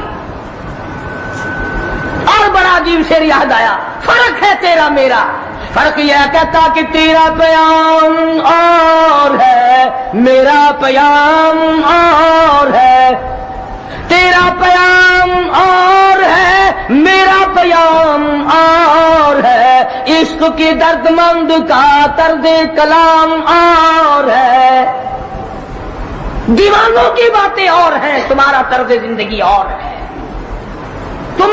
ہم نے صحابہ سے طرز زندگی سیکھا، ہم نے محمد عربی صلی اللہ علیہ وسلم سے طرز زندگی سیکھا، ہم نے عمر بن عبدالعزیز سے طرز زندگی سیکھا، ہم نے سلطان عالمگیر سے سیکھا، سلطان صلاح الدین خلجی سے سیکھا، ہم نے شمس الدین التمش سے سیکھا، تم نے طرز زندگی انگریز سے سیکھا۔ کب تک انگریز کے ترقی کے وارث بنو گے؟ انگریز کا لعنتی قانون کیوں پیارا لگتا ہے؟ وہی رسم و رواج، وہی طریقہ کار، کچھ کم تو ہوگی، ورنہ اب بھی کئی لوگ گلے میں پھانسی لٹکا کے چلتے ہیں اور فخریہ انداز میں چلتے ہیں کہ میرے گلے میں پھانسی لٹکی ہوئی ہے۔ جو لباس یہودی کا ہے، جو لباس ایک عیسائی کافر کا ہے، وہ مسلمان کے لیے زیب نہیں، کامیابی کا ضامن نہیں ہو سکتا۔ 4 دن نماز کا مذاق اڑایا گیا تھا 2 سال پہلے، دفتروں میں صفیں بچھی، لوٹے آئے، یار لوگ اٹھ کے چائے کے لیے جانے لگ گئے، ارے بھی آؤ نا نماز پڑھو، اس نے کہا یار تم پڑھو ہم ابھی آتے ہیں۔ 4 دن کی نماز، ورنہ قوم کی اقتصادی حالت، قوم کی اخلاقی حالت اور قوم کی نمازی حالت اگر ٹھیک ہو تو بزرگوں نے لکھا ہے کہ اس قوم کو کوئی نیچا دکھا ہی نہیں سکتا۔ 3 چیزیں پیدا کرو، قوم کی نمازی حالت سدھارو، قوم کی اخلاقی حالت سدھارو، قوم کی اقتصادی حالت سدھارو، اس قوم کو کوئی نیچا نہیں کر سکتا۔ جس قوم کے ہاتھ میں تلوار ہو اور سینے میں قرآن ہو اور بازو میں جان ہو، اس قوم کو کوئی نیچا نہیں کر سکتا۔ لیکن جو قوم ناچ گانے کی عادی بن جائے، جو قوم میلے ٹھیلوں کی عادی بن جائے، جو قوم رسم و رواج کے پیچھے لگ جائے اور خدا کے قرآن کو صرف مردوں کے لیے اٹھا کے رکھ دے، اس قوم کا خدا کے پاس کوئی ضمانت نہیں ہے۔ میں یہ عرض کر رہا ہوں کہ چاروں طرف مسلمانوں کی مصیبت ہی مصیبت ہے، اپنے ملک میں بھی، کوٹے میں، راولپنڈی میں، فلسطین میں، ایران عراق میں، افغانستان میں، سری لنکا میں، چاروں طرف مسلمانوں پر عذاب آیا ہوا ہے۔ تو ہمیں اللہ میاں سے ڈرنا چاہیے، ہمیں خوف کھانا چاہیے، ہمیں دعا مانگنی چاہیے، ہمیں سجدے میں پڑھ کے رونا چاہیے، ہمیں ڈنڈیاں لگا کر ناچ نہیں کرنا چاہیے، اور جو ایسا کرتے ہیں وہ غلط ہے، جو کراتے ہیں وہ بھی غلط ہے۔ ہم اس بات میں کسی سے نہیں ڈرا کرتے، حکومت کرے، حکومت کرائے، چھوٹے کی یونین کرائے، ایم ڈی اے کمیٹی کوئی بھی کرائے، اس وقت میں یہ حرکت بالکل غلط۔ تم کو سکھایا کسی نے ہے یہ کہ قوم کو کھیل تیشے میں، کھیل تماشے میں پھنسا کر اپنا الو سیدھا کرنا چاہتے ہو؟ قوم کی نمازی حالت کو بہتر بناؤ، قوم کی اقتصادی حالت بہتر بناؤ، قوم کی اخلاقی حالت بہتر بناؤ، قوم کو سمجھاؤ کہ بہو بیٹی کی عزت ایک ہے، بہن بیٹی کی عزت ایک ہے، تم سب کی بہن ایک ہے، تم سب کی عزت اور آبرو ایک ہے، تمہارا خدا ایک ہے، تمہارا نبی ایک ہے، تمہارا کعبہ ایک ہے، تمہاری دلی اللہ پاک نے جنت ایک بنائی ہے اور ایک ایمان کا رستہ بنایا ہے۔ فرمایا کھلانے والا میں، پلانے والا میں، بیمار ہو جاؤ شفا دینے والا میں، اللہ لطیف بعبادہ یرزق من یشاء۔ اور میرے بندو، روزی کا معاملہ، کاروبار کا معاملہ، دھندے کا معاملہ، یہ تمام کا تمام میرے قبضے قدرت میں ہے، میں نے کسی کو ساجی نہیں بنا رکھا۔ واللہ یقبض ویبسط والیہ ترجعون۔ جس کو چاہوں لاکھا پتی بنا دوں، جس کو چاہوں کروڑپتی بنا دوں، جس کو چاہوں دو جہان کا مالک بنا دوں، جس کو چاہوں دین اور دنیا دونوں عطا کر دوں، جس کو چاہوں دنیا کے اندر اس ٹکڑوں کا محتاج بنا دوں، اپنے زمانے کا بادشاہ ہو، لیکن تخت شہنشاہیت چھین کر اتنا مجبور کر دوں کہ دنیا کے سامنے ذلت کے ٹکڑے مانگ کے مر جائے۔ فرمایا کام اللہ میاں کا ہے، لم یحتسب، وہاں سے کھلاؤں گا جہاں کا تجھے کبھی گمان بھی نہ آیا ہوگا، تیرا خیال بھی نہ ہوگا۔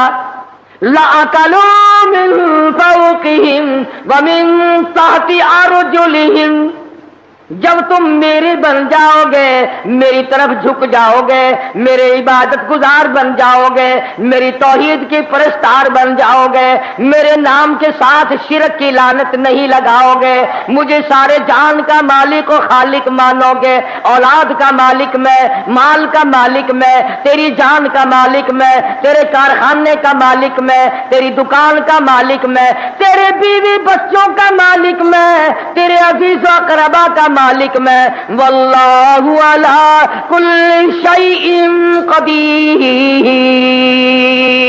اور سارے جان پہ قبضہ قدرت میرا ہے، اور آج میرے بندے مان جا تیرا مالک بھی میں۔ فرمایا کھلانا میری ذمہ داری ہے، وفی السماء رزقکم وما توعدون، فرمایا جب تو میرا بن جاتا ہے، لَأَكَلُوا مِن فَوْقِهِمْ وَمِن تَحْتِ أَرْجُلِهِمْ، اوپر سے بھی رزق برساتا ہوں، زمین سے بھی رزق اگاتا ہوں، تجھے کسی طرح کی پریشانی نہیں ہونے دیتا، سارا جہان میں نے تیرے لیے بنایا، کھیتیاں سرسبز ہیں تیری غذا کے واسطے، چاند سورج اور ستارے ہیں ضیاء کے واسطے، سب جہاں تیرے لیے اور تو خدا کے واسطے۔ فرمایا اس بات کے غم میں تو پڑھائی نہ کر، میں بھی شامل ہوں آپ ہی لوگوں میں، رات کو نیند نہیں آتی، کس طرح پلے گا بال بچہ، کس طرح کاروبار چلے گا، اے کاش ہماری نیند اڑے تو یوں اڑے، اے میرے مالک اگر قبر میں تیرا سہارا نہ ملا تو میں کہاں جاؤں گا، میدان حشر کی بربادی میں اگر تیری رحمت کا سایہ نہ ملا تو میں کہاں جاؤں گا، پل صراط سے گزرتے وقت اگر تیری کریمی مجھ پر نہ ہوئی تو میں کہاں جاؤں گا۔ اس پر ہمارا یقین نہیں، اس لیے پریشانی نہیں، اس لیے غم نہیں، اس لیے حزن و ملال نہیں۔ حضرات صحابہ اکرام رضوان اللہ تعالی علیہ مجمعین کی جماعت ان تمام چیزوں کو سمجھ چکی تھی، نبی کی تعلیمات کا صحیح اثر ان پہ ہوا، انہوں نے ظاہری باطنی اخلاقی سیاسی مادی طور پر حضور کی تعلیمات کو قبول کیا، انہوں نے یوں کہہ کر جان نہیں چھڑائی تھی کہ صاحب مذہب اور ہے سیاست اور ہے۔ ماشاء اللہ، سبحان اللہ۔ جب آدمی اندر سے بے ایمان ہو جائے نا، پھر ہزاروں رستے نکالتا ہے، ہزار رستے بنا کر اپنے آپ کو چلانا چاہتا ہے، پر اللہ پاک چلنے نہیں دیتا۔ جیسا کہ ہمیں عادت پڑی ہوئی ہے ہر معاملے میں جھوٹ بولنے کی، سیدنا عیسیٰ علیہ السلام کا زمانہ ہے، اللہ کے نبی ہیں، پاک پیغمبر ہیں، روح اللہ ہے، ایک خادم ساتھ رہتا تھا، عیسیٰ علیہ السلام نے 3 روٹیاں پکوائیں اور اس خادم کے حوالے کر دی کہ ان کو پلے باندھ لے، راستے میں کام آئیں گی۔ اللہ اکبر، ہو پیغمبر ہو نبی روح اللہ، اسے بھی بھوک لگتی ہے، اسے بھی پیاس لگتی ہے، اور جسے بھوک پیاس لگتی ہو وہ حاجت روا نہیں ہو سکتا۔ 3 روٹیاں بنوا کر عیسیٰ علیہ السلام نے خادم کے حوالے کر دی، سفر طے ہوتا رہا، چلتے رہے، جنگل کا راستہ ہے، چپکے سے خادم نے 1 روٹی نکال کر کھا لی، کسی درخت کے نیچے جا کر چھاؤں میں عیسیٰ علیہ السلام بیٹھے، فرمایا روٹی لے آ، جب نکال کے دیکھی تو 2 نکلی۔ عیسیٰ علیہ السلام فرمانے لگے گرتی تو تینوں گر جاتی، یہ تیسری روٹی کہاں گئی؟ کہنے لگا اللہ پاک کی قسم ہے میں نے تو نہیں کھائی۔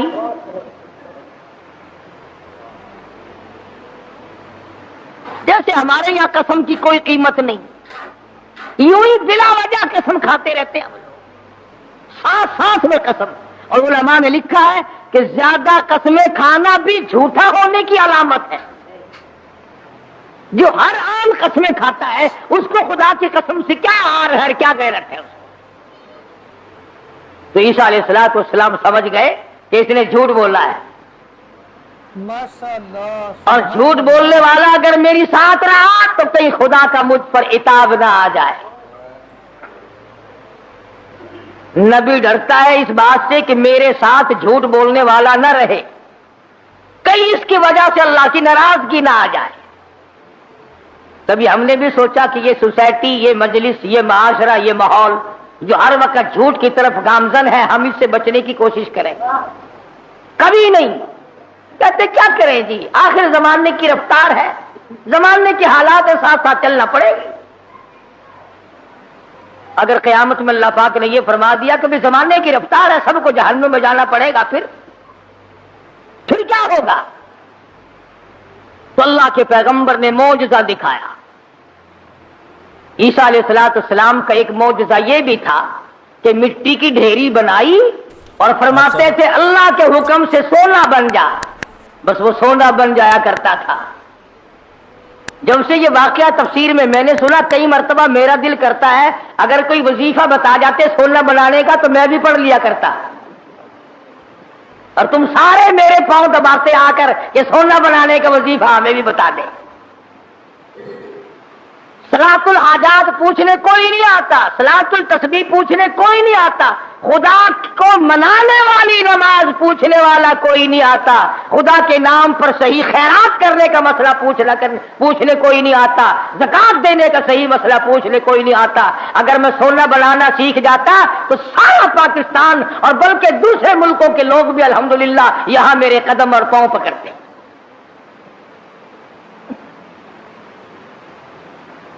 اور اللہ کے قرآن کے مقابلے میں کروڑوں ٹن سونے پہ لعنت ہے ایک آیت کے مقابلے۔ کیوں؟ سونے کے مالک تو میں نے کئی بدلتے دیکھے، قرآن والا کبھی نہ بدلا۔ سونے چاندی کے مالک تو میں نے کئی بدلتے دیکھے، اور یوں بدلے کہ تو برائے بندگی ہے یاد رکھ، تو برائے بندگی ہے یاد رکھ، بہر سر افگندگی ہے یاد رکھ، تو برائے بندگی ہے یاد رکھ، بہر سر افگندگی ہے یاد رکھ، چند روزہ زندگی ہے یاد رکھ، ورنہ پھر شرمندگی ہے یاد رکھ۔ یاد کر لے اس بات کو، یا ان دنوں میں کچھ بنا لے ورنہ ہمیشہ ہمیشہ کے لیے شرمندہ رہے گا۔ بے شک ماشاءاللہ۔ تو عیسیٰ علیہ السلام نے مٹی کی 3 ڈھیریاں بنائی اس خادم کے سامنے اور فرمایا کہ سونا بن جا۔ وہ تینوں ڈھیریاں مٹی کی سونا بن گئی۔ اللہ کے نبی کا معجزہ ہے۔ شکر ہے تمہیں ایسا کوئی درویش فقیر آج تک ملا ہی نہیں، ورنہ اس کو علل اعلان خدا مانتے، علل اعلان خدا مانتے۔ یہ پیغمبر کا معجزہ ہے جو مٹی کی چڑیا، قرآن مجید کا ترجمہ کر رہا ہوں، مٹی کی چڑیا بنائی اور اس میں پھونک ماری، قم باذن اللہ فانفخ فیہ فیکون طیرا باذن اللہ۔ مٹی کی چڑیا بنائی، پھونک ماری، پھر کر کے وہ چڑیا اڑ گئی۔ اگر آج کوئی ایسا یوں کرتا ہے نا، میں کہتا ہوں ایک بھی خدا کا نام لینے والا شاید نہ ملتا۔ یہ تو دیکھو پرندے نہیں بنا رہا ہے۔ تو عیسیٰ علیہ السلام نے مٹی کی ڈھیریاں 3 بنائی اور فرمایا سونا بن جا، وہ سونا بن گیا۔ تو ایک ڈھیری تو عیسیٰ علیہ السلام نے اپنی طرف کو یوں کھسکا لی، سرکا لی کہ یہ تو میری، اور ایک اس کی طرف کو کر دی کہ یہ تیری، اور تیسری کی طرف انگلی کا اشارہ کر کے فرمایا کہ یہ اس کی ہے جس نے تیسری روٹی کھائی۔ یہ سونے کی ڈھیری اس کی ہے جس نے تیسری روٹی کھائی. تو کہنے لگا اللہ کی قسم، قرآن کی قسم میں کھائی ہے.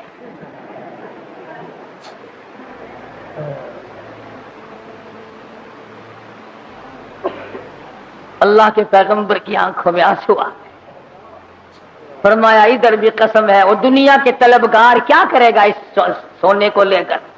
اسی کو کہتا کہ سونے چاندی کی چمک بس دیکھنے کی بات ہے. سونے چاندی کی چمک بس دیکھنے کی بات ہے. 4 دن کی چاندنی اور پھر اندھیری رات ہے. اس نے کہا چلو پیغمبر کی خدمت سے تو گیا، پیغمبر کی خدمت سے تو گیا، ساتھ رہنے سے تو گیا، پر مٹی کی گٹھڑی تو بن جائے، سونے کی گٹھڑی تو بن جائے. تو سیدنا اللہ کے نبی دولت کو ہاتھ نہیں لگایا کرتے. اللہ اکبر. امام الانبیاء محبوب کبریا حضرت محمد مصطفیٰ صلی اللہ تعالی علیہ وسلم کو ازواج مطہرات میں سے کسی نے دیکھا، گھر والیوں میں سے کسی نے دیکھا، ساری رات کروٹیں بدل بدل کے گزار دی، ساری رات پریشانی میں گزار دی. ازواج مطہرات میں سے ام المؤمنات میں سے ہماری ماؤں میں سے کسی نے پوچھا یا رسول اللہ آج نیند کیوں نہیں آئی؟ آج کی رات ساری گزر گئی، نیند کیوں نہیں آئی؟ فرمایا راستے میں ایک کھجور پڑی تھی، میں نے اس نیت سے اٹھا کر کھا لی کہ یہ ضائع ہو جائے گی، کسی کے پیر کے نیچے آ کر کھانے کی چیز ہے. اب مجھے شبہ یوں پڑتا ہے وہ کبھی کسی اور کا حق نہ ہو. شہنشاہ کائنات ہے صلی اللہ علیہ وسلم، امام الانبیاء، ایک کھجور کے لیے ساری رات بے چین ہیں. ہم مربے دبا جاتے ہیں 1 منٹ کے لیے، کبھی پریشان نہ ہوتے. ہم ہزاروں کھا جاتے ہیں، لاکھوں مار جاتے ہیں. تو بھی تو اسی نبی کا امتی ہے. مدنی کریم صلی اللہ تعالی علیہ وسلم نے فرمایا ایک دانہ جب آدمی کے حلق کے نیچے حرام کا جاتا ہے، اللہ میاں کی طرف سے اس کی طرف عذاب آنا فوراً شروع ہو جاتا ہے. تو عیسیٰ علیہ السلام نے جب اس نے خادم نے کہا نا، عیسیٰ علیہ السلام نے فرمایا کہ یہ تیسری مٹی سونے کی ڈھیری اس کی ہے جس نے تیسری روٹی کھائی. کہنے لگا اللہ کی قسم میں نے کھائی ہے. تو عیسیٰ علیہ السلام نے وہ سونے کی ڈھیریاں دوسری بھی، تیسری بھی، پہلی بھی، تینوں اس کی طرف سرکا دی، کھسکا دی. فرمایا تجھے مبارک ہو سونا، تو ہی لے جا، میں کیا کروں گا. تو وہ دل میں بڑا خوش ہوا، تبھی گٹھڑی مل گئی سونے کی، مزے ہو گئے. چلو نبی کی خدمت تو محروم ہو گیا مگر سونے کی تو پن مل گئی نا. اس نے گٹھڑی بنائی سونے کی اور لے کے چلا. سامنے سے 3 ڈاکو آتے ہوئے مل گئے. انہوں نے کہا کیا ہے؟ انہوں نے کہا اگر میں نہیں بتاؤں گا تو یہ پکڑ کے دیکھ لیں گے، یہ 3 ہے میں 1 ہوں. کہنے لگا سونا ہے؟ وہ لگے سر آنکھیں بدل لے. کہنے لگا بھی مارنے کی کوئی ضرورت نہیں، بہت بڑا سونا ہے، تینوں 3 سے 8 ہو جائیں گے. 2 آئے تھے، 3 حصے کر لیں گے تینوں، کوئی مارنے کی قتل کرنے کی ضرورت نہیں. آج کل کا زمانہ تو تھا ہی نہیں جو مرنے کے بعد تلاشی لیں گے. پچھلے سال ساہیوال میں ایک آدمی کو قتل کیا، جب تلاشی لی تو 10 پیسہ نکلا.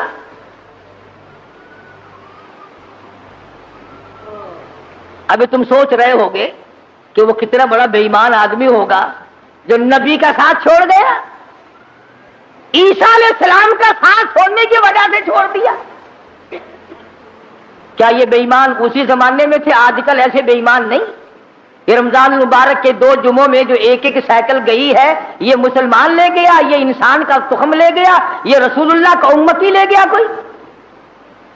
رمضان کا مہینہ ہو، الوداعی جمعہ اور سائیکل چرا کر اپنے آپ کو کامیاب سمجھتا ہے.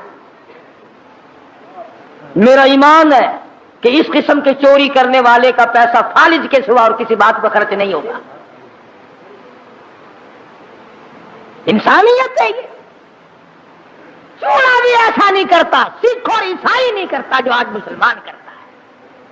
اور پھر مسلمان کے مسلمان ہو، کس نے تمہیں یہ پٹی پڑھائی ہے کہ تم سور کھا جاؤ پھر بھی مسلمان ہو، کتا کھا جاؤ پھر بھی مسلمان ہو، حرام کھا جاؤ پھر بھی مسلمان ہو، رمضان میں چوری کرو، زنا کرو، شراب پیو، بدکاری کرو پھر بھی مسلمان ہو؟ یہ کون سے ملا نے تجھے راہ لگایا ہے؟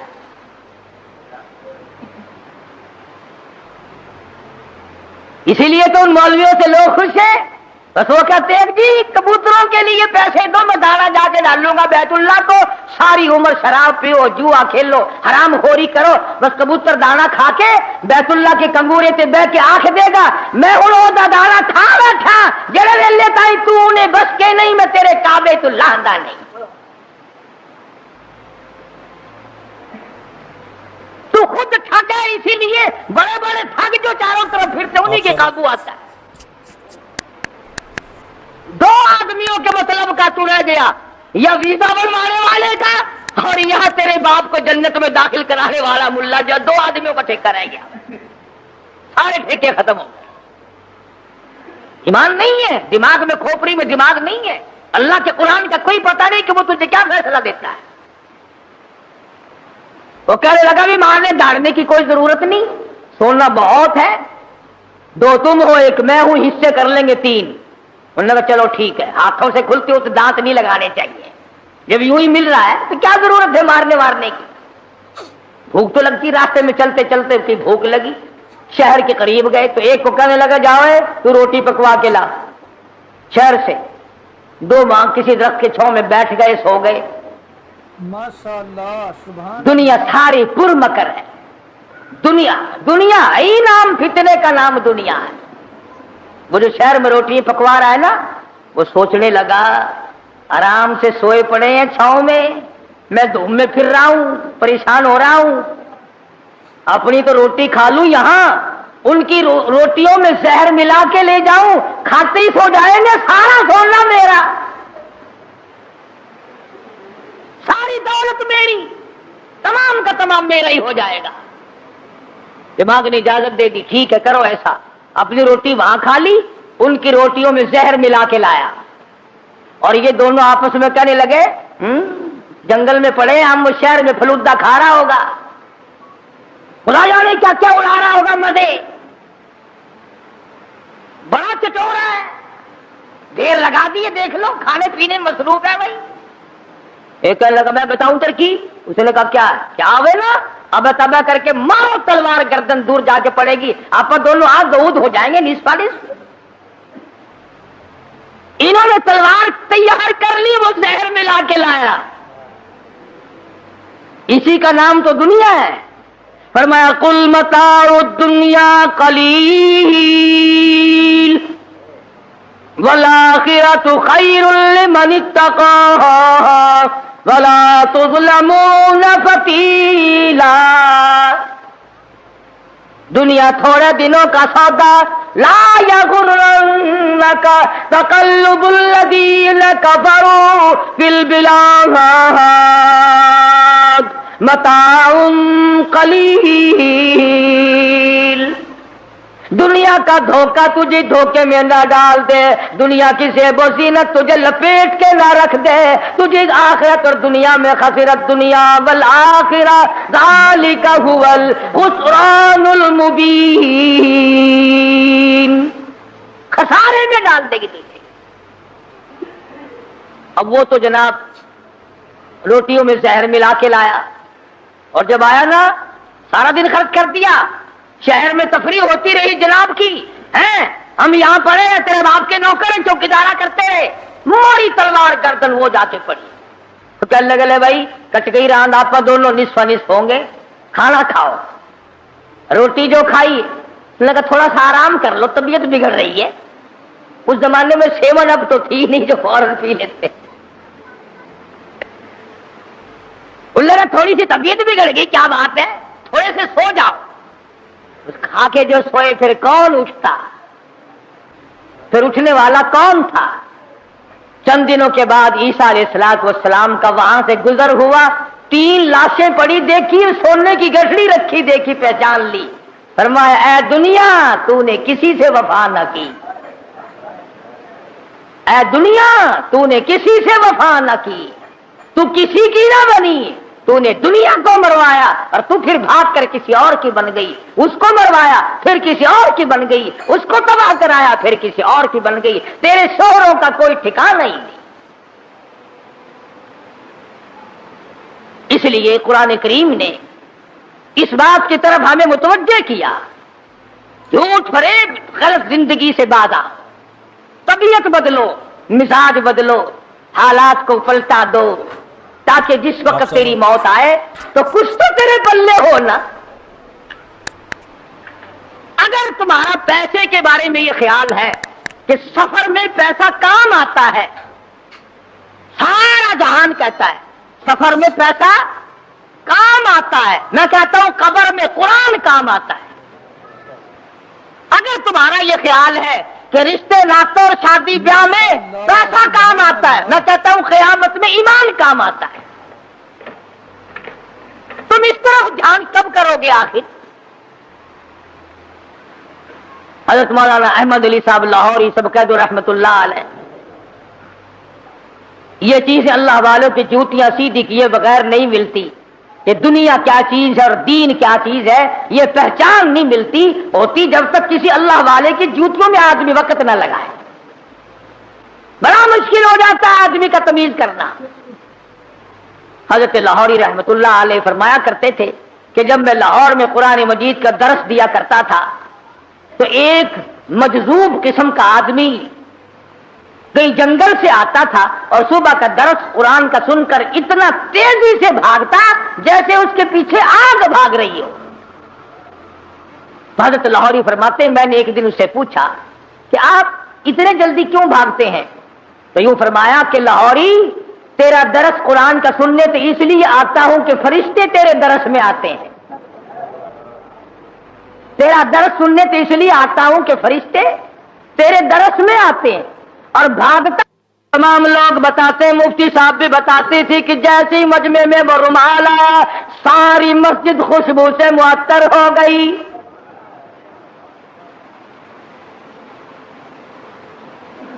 تو مفتی صاحب فرماتے تھے کہ ہماری سمجھ میں نہیں آتا تھا کہ یہ خس عطر کی خوشبو ہے، ہینا کی ہے، گلاب کی ہے، چمیلی کی ہے،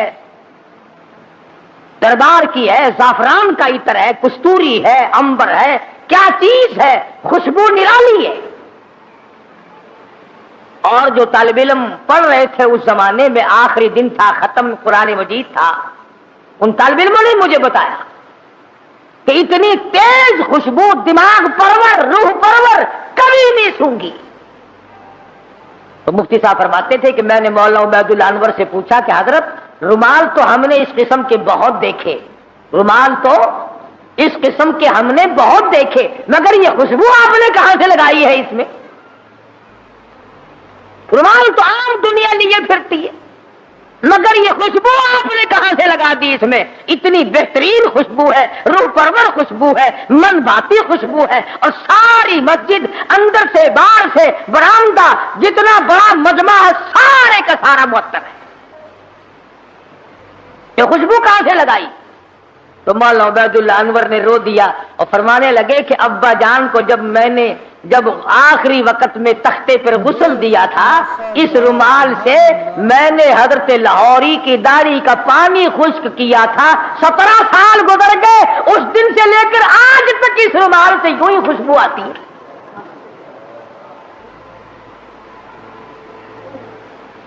17 سال کے بعد بھی کپڑے سے یوں ہی خوشبو آتی ہے۔ کئی لوگ ہمیں کیا دیتے ہیں کہ یہ قاری حنیف تو ولیوں کو نہیں مانتا، لو دیکھو میں تو ولیوں کی داڑھی کے اندر سے اتنی خوشبو مانتا ہوں کہ جو دنیا میں نہیں ملتی۔ پر ولی ہونا ننگا تو نہ ہونا، ولی ہو، اللہ والا ہو، سرکار مدینہ کا غلام ہو، قرآن کا خدمت گزار ہو، ساری عمر قرآن کے آگ قرآن ہاتھ میں لے کر اور قرآن کریم پہ عمل کرتے ہوئے گزارتے۔ لاہوری اتنا بڑا ولی تھا، ملک امیر محمد خان گورنر پنجاب حضرت لاہوری کی خدمت میں آیا، سمجھدار آدمی تھا۔ یہ پچھلے لوگ پھر بھی اللہ والوں کی قدر کیا کرتے تھے، اب جیسا گپلا تو کبھی بھی نہیں بچا۔ حضرت لاہوری سے عرض کیا نواب گورنر پنجاب نے کہ میری بچی کا نکاح آپ نے پڑھانا ہے، میری بچی کا نکاح آپ نے پڑھانا ہے۔ تو فرمایا کچھ شرطیں ہیں میری، میرے جیسا ہوتا تو اسی وقت اچھا جی سبحان اللہ سبحان اللہ، گورنر صاحب کی بچی کا نکاح میں پڑھاؤں، سارے پاکستان میں چرچا ہوگا، اخبار میں فوٹو آئے گا، ہزاروں نکاح لوگ مجھ سے اور پڑھوائیں گے، آمدنی کا ذریعہ بڑھے گا، سبحان اللہ۔ لگ جاتا پیچھے میرے جیسا ملا ہوتا کوئی۔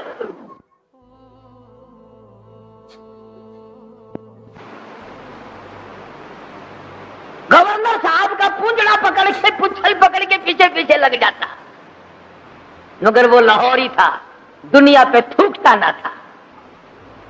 کہا گورنر صاحب 3-4 شرطیں ہیں میری، پہلی شرط تو یہ ہے کہ تمہارا وہ جو آئلی قوانین کا فارم ہے میں اس پہ دستخط نہیں کروں گا، اور دوسری شرط یہ ہے کہ ایک ٹیڈی نہیں لوں گا، اور تیسری شرط یہ ہے کہ اس مجمع میں عورت نہ ہو، اور چوتھی شرط یہ ہے کہ 10 منٹ سے زیادہ نہیں ٹھہروں گا۔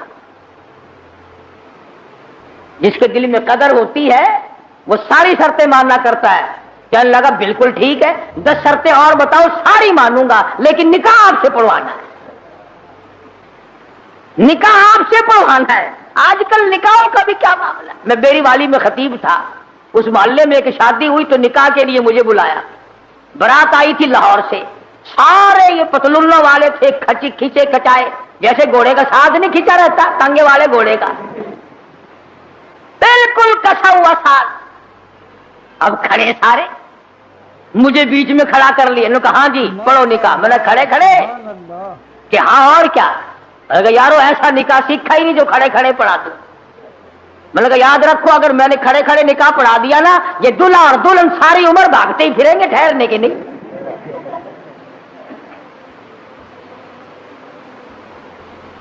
میں نے کہا میری جگہ تو بناؤ بیٹھنے کی۔ کہنے لگا جی تنگی تھی اس لیے کھڑے ہونے کا انتظام کر دیا، یہ کھانا بھی کھڑے ہو کے کھایا ہے، نکاح بھی کھڑے کھڑے ہو جائے۔ میں نے کہا میں تو ڈرتا ہوں تم سارے ہی کام کھڑے کھڑے نہ کر شروع کر دینا، پھر تو کام چلے گا ہی نہیں، کوئی اعتبار نہیں تمہارا۔ آخر بڑی مشکل سے میرے بیٹھنے کی جگہ بنائی۔ کہنے لگا کہ دلہا تو کھڑا رہا ہے۔ میں نے کہا نکاح تو اسی کا ہے نا، یہ نکاح ہی میں کھڑا ہوا پڑھا دوں گا، کھڑا ہوا نکاح پڑھا دوں گا۔ پھر اب بڑی مشکل سے یوں پیر پھیلا کر، جیسے کتا نہیں بیٹھتا اس نے یوں پیر پھیلائے، پیچھے سے پڑاخ کر کے پتلون پھٹ گئی۔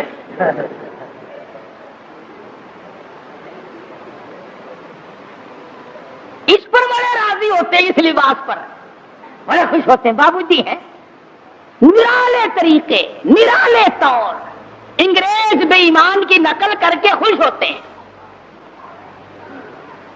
دیکھا ہوگا نا آپ نے لوگ، دیکھو یہاں جیبیں لگتی ہیں، یہاں جیبیں لگتی ہیں، اور یہ کہیں یہاں پیچھے جیب لگائے پھرتے ہیں۔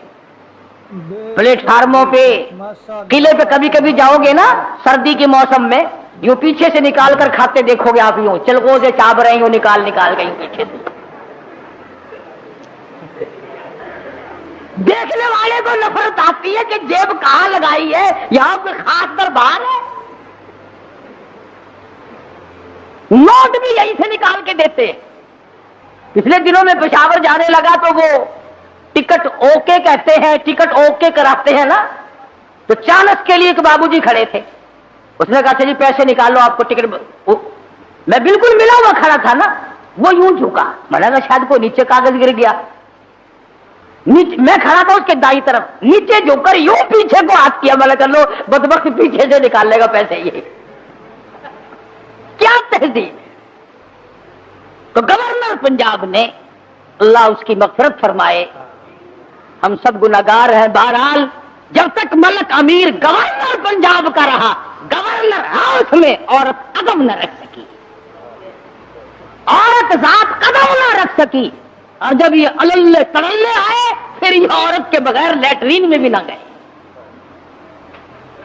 میں عرض کر رہا تھا، بات کسی اور طرف چلی گئی کہ حضرت لاہوری رحمت اللہ علیہ نے ایسے وقت میں بھی وہ بادشاہوں کے سامنے، وہ گورنروں کے سامنے، وہ طالب علم اور فقیروں کے سامنے یکساں ولی تھے، بدلہ نہیں کرتے تھے۔ چنانچہ وہی شرطیں پوری ہوئی، حضرت نے جا کے نکاح پڑھا دیا۔ تو مولانا عبید اللہ انور فرماتے تھے کہ ابا جان کو جب غسل دیا گیا تو آخری وقت میں نے اس رومال سے داڑھی صاف کی تھی، 17 سال گزر گئے، ہمیں آج تک عطر خریدنے کی ضرورت نہیں پڑی، اور قبر کی مٹی سے بھی خوشبو آئی۔ لوگوں نے کہا کسی مرید نے سینٹ پھینک دیا ہوگا، لیبارٹری والوں کو مٹی دی گئی، انہوں نے ریسرچ کی، تحقیق کی، تفتیش کی، اور رپورٹ یہ دی یہ وہ خوشبو ہے جس کا دنیا میں وجود ہی نہیں۔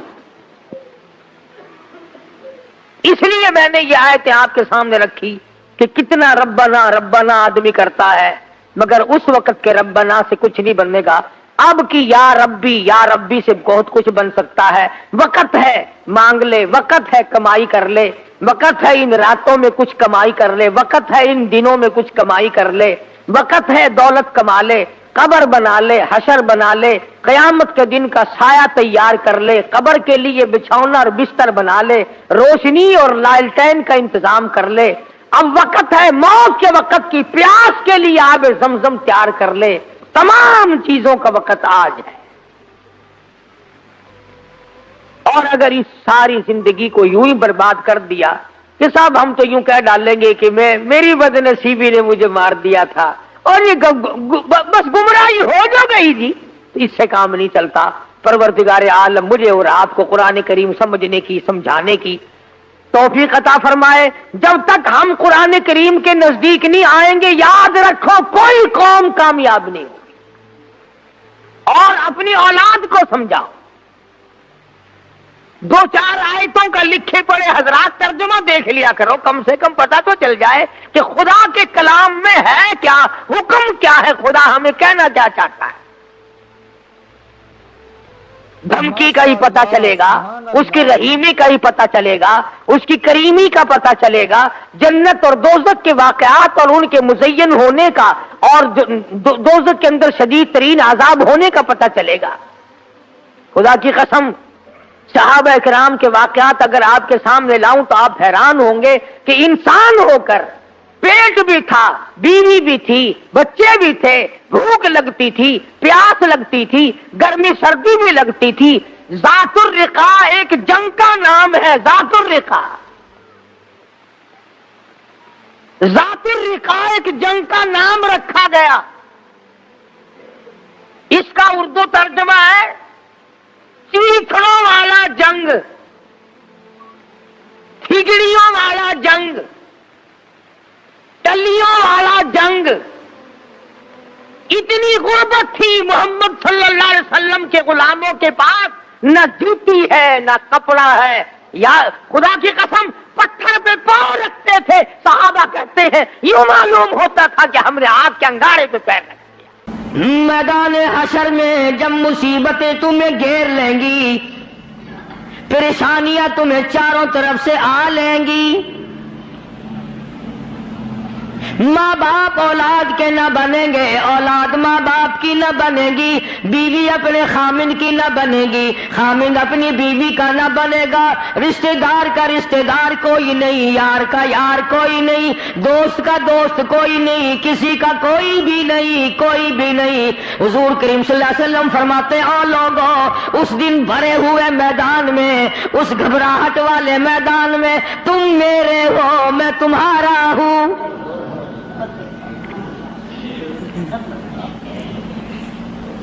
کتنی بڑی بات ہے، اس دن کام آئے۔ ارشاد فرمایا مدنی کریم صلی اللہ تعالی علیہ وسلم نے او لوگوں میری سنتوں کو زندہ کیا کرو، میرے طریقہ کار پہ عمل کیا کرو۔ میں نے تمہیں ہر چیز کا نمونہ دے دیا ہے، نماز کا نمونہ دیا، روزے کا نمونہ دیا، حج زکات کا نمونہ دیا، شادی کر کے میں نے دکھلا دی۔ اگر تم نے اپنی بچی کی شادی کرنی ہو، تم فاطمہ کے ابا کا طریقہ کار دیکھو۔ اگر تم نے اپنی شادی کرنی ہو، تیری بیوی تجھ سے عمر میں بڑی ہو، تم خدیجہ الکبریٰ رضی اللہ تعالیٰ عنہا کے شوہر شوہر کا برتاؤ دیکھو. اگر تمہاری بیوی عمر میں چھوٹی ہو، عائشہ صدیقہ رضی اللہ تعالیٰ عنہا کے خامن کا برتاؤ دیکھو. اگر تمہیں خاندان کے ساتھ نباہ کرنا پڑ رہا ہو، تم مکے کے اندر مارنے والے ابو لہب کو دیکھو، نبھانے والے کالی کملی والے کو دیکھو.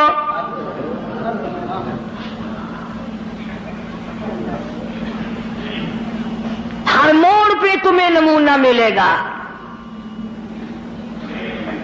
اگر تم کسی کافر کی حکومت میں رہتے ہو، تسلط تمہارے اوپر کسی کافر کا ہے، اقتدار کافر کا ہے، تو کلمہ پڑھنے والا ہے، تو مسلمان ہے.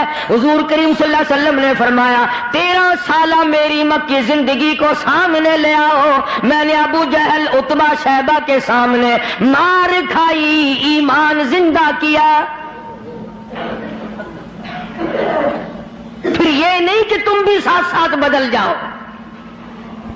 کیسے بدل جائیں؟ جو بدل گیا وہ بات نہیں. لوگوں نے مذہب کو کپڑے سمجھ رکھا ہے، سردی کے کپڑے اور گرمی کے کپڑے اور. یہ نہیں بدلا کرتا. کون بدلے؟ دستور خدا کا ہو، نافذ کرنے والی ذات محمد مصطفیٰ صلی اللہ علیہ وسلم کی ہو، بدلے گا کون؟ آج طریقہ کار مطلب پرستی کا ہے، جس مسئلے کا مطلب ہوا وہ لے لیا، باقی کو چھوڑ دیا. رب کائنات کی قسم، مدنی کریم صلی اللہ تعالی علیہ وسلم نے ایسے ایسے لوگ پیدا کیے. آپ کی اپنی سیرت کا کیا کہنا؟ حضور صلی اللہ علیہ وسلم نے لوگوں کی ایسی سیرت بنائی، آج تک دنیا ان کے مقابلے کی پیدا نہ کر سکی.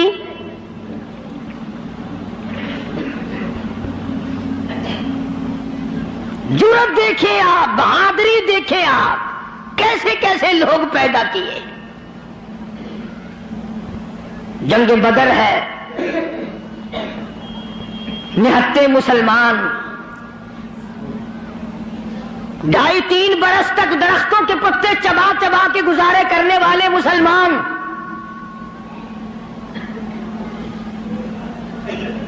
مجھے اور آپ کو کیا قدر ہو اس دین کی. صبح اٹھ کر کے چیکنے چیکنے ناشتے کرنے والوں، جاؤ گنبد خضرا کے مکے سے کبھی پوچھ کے آؤ، کالی کملی والے مکے کے اندر تیرے 2.5 برس کس طرح کٹے. درختوں کے پتے نہ ملے صحابہ کرام اور صحابیات کو، اور ایک بھی اللہ والا ایسا نہیں جس نے دکھوں کی وجہ سے دین کو چھوڑ دیا، ایک بھی نہیں.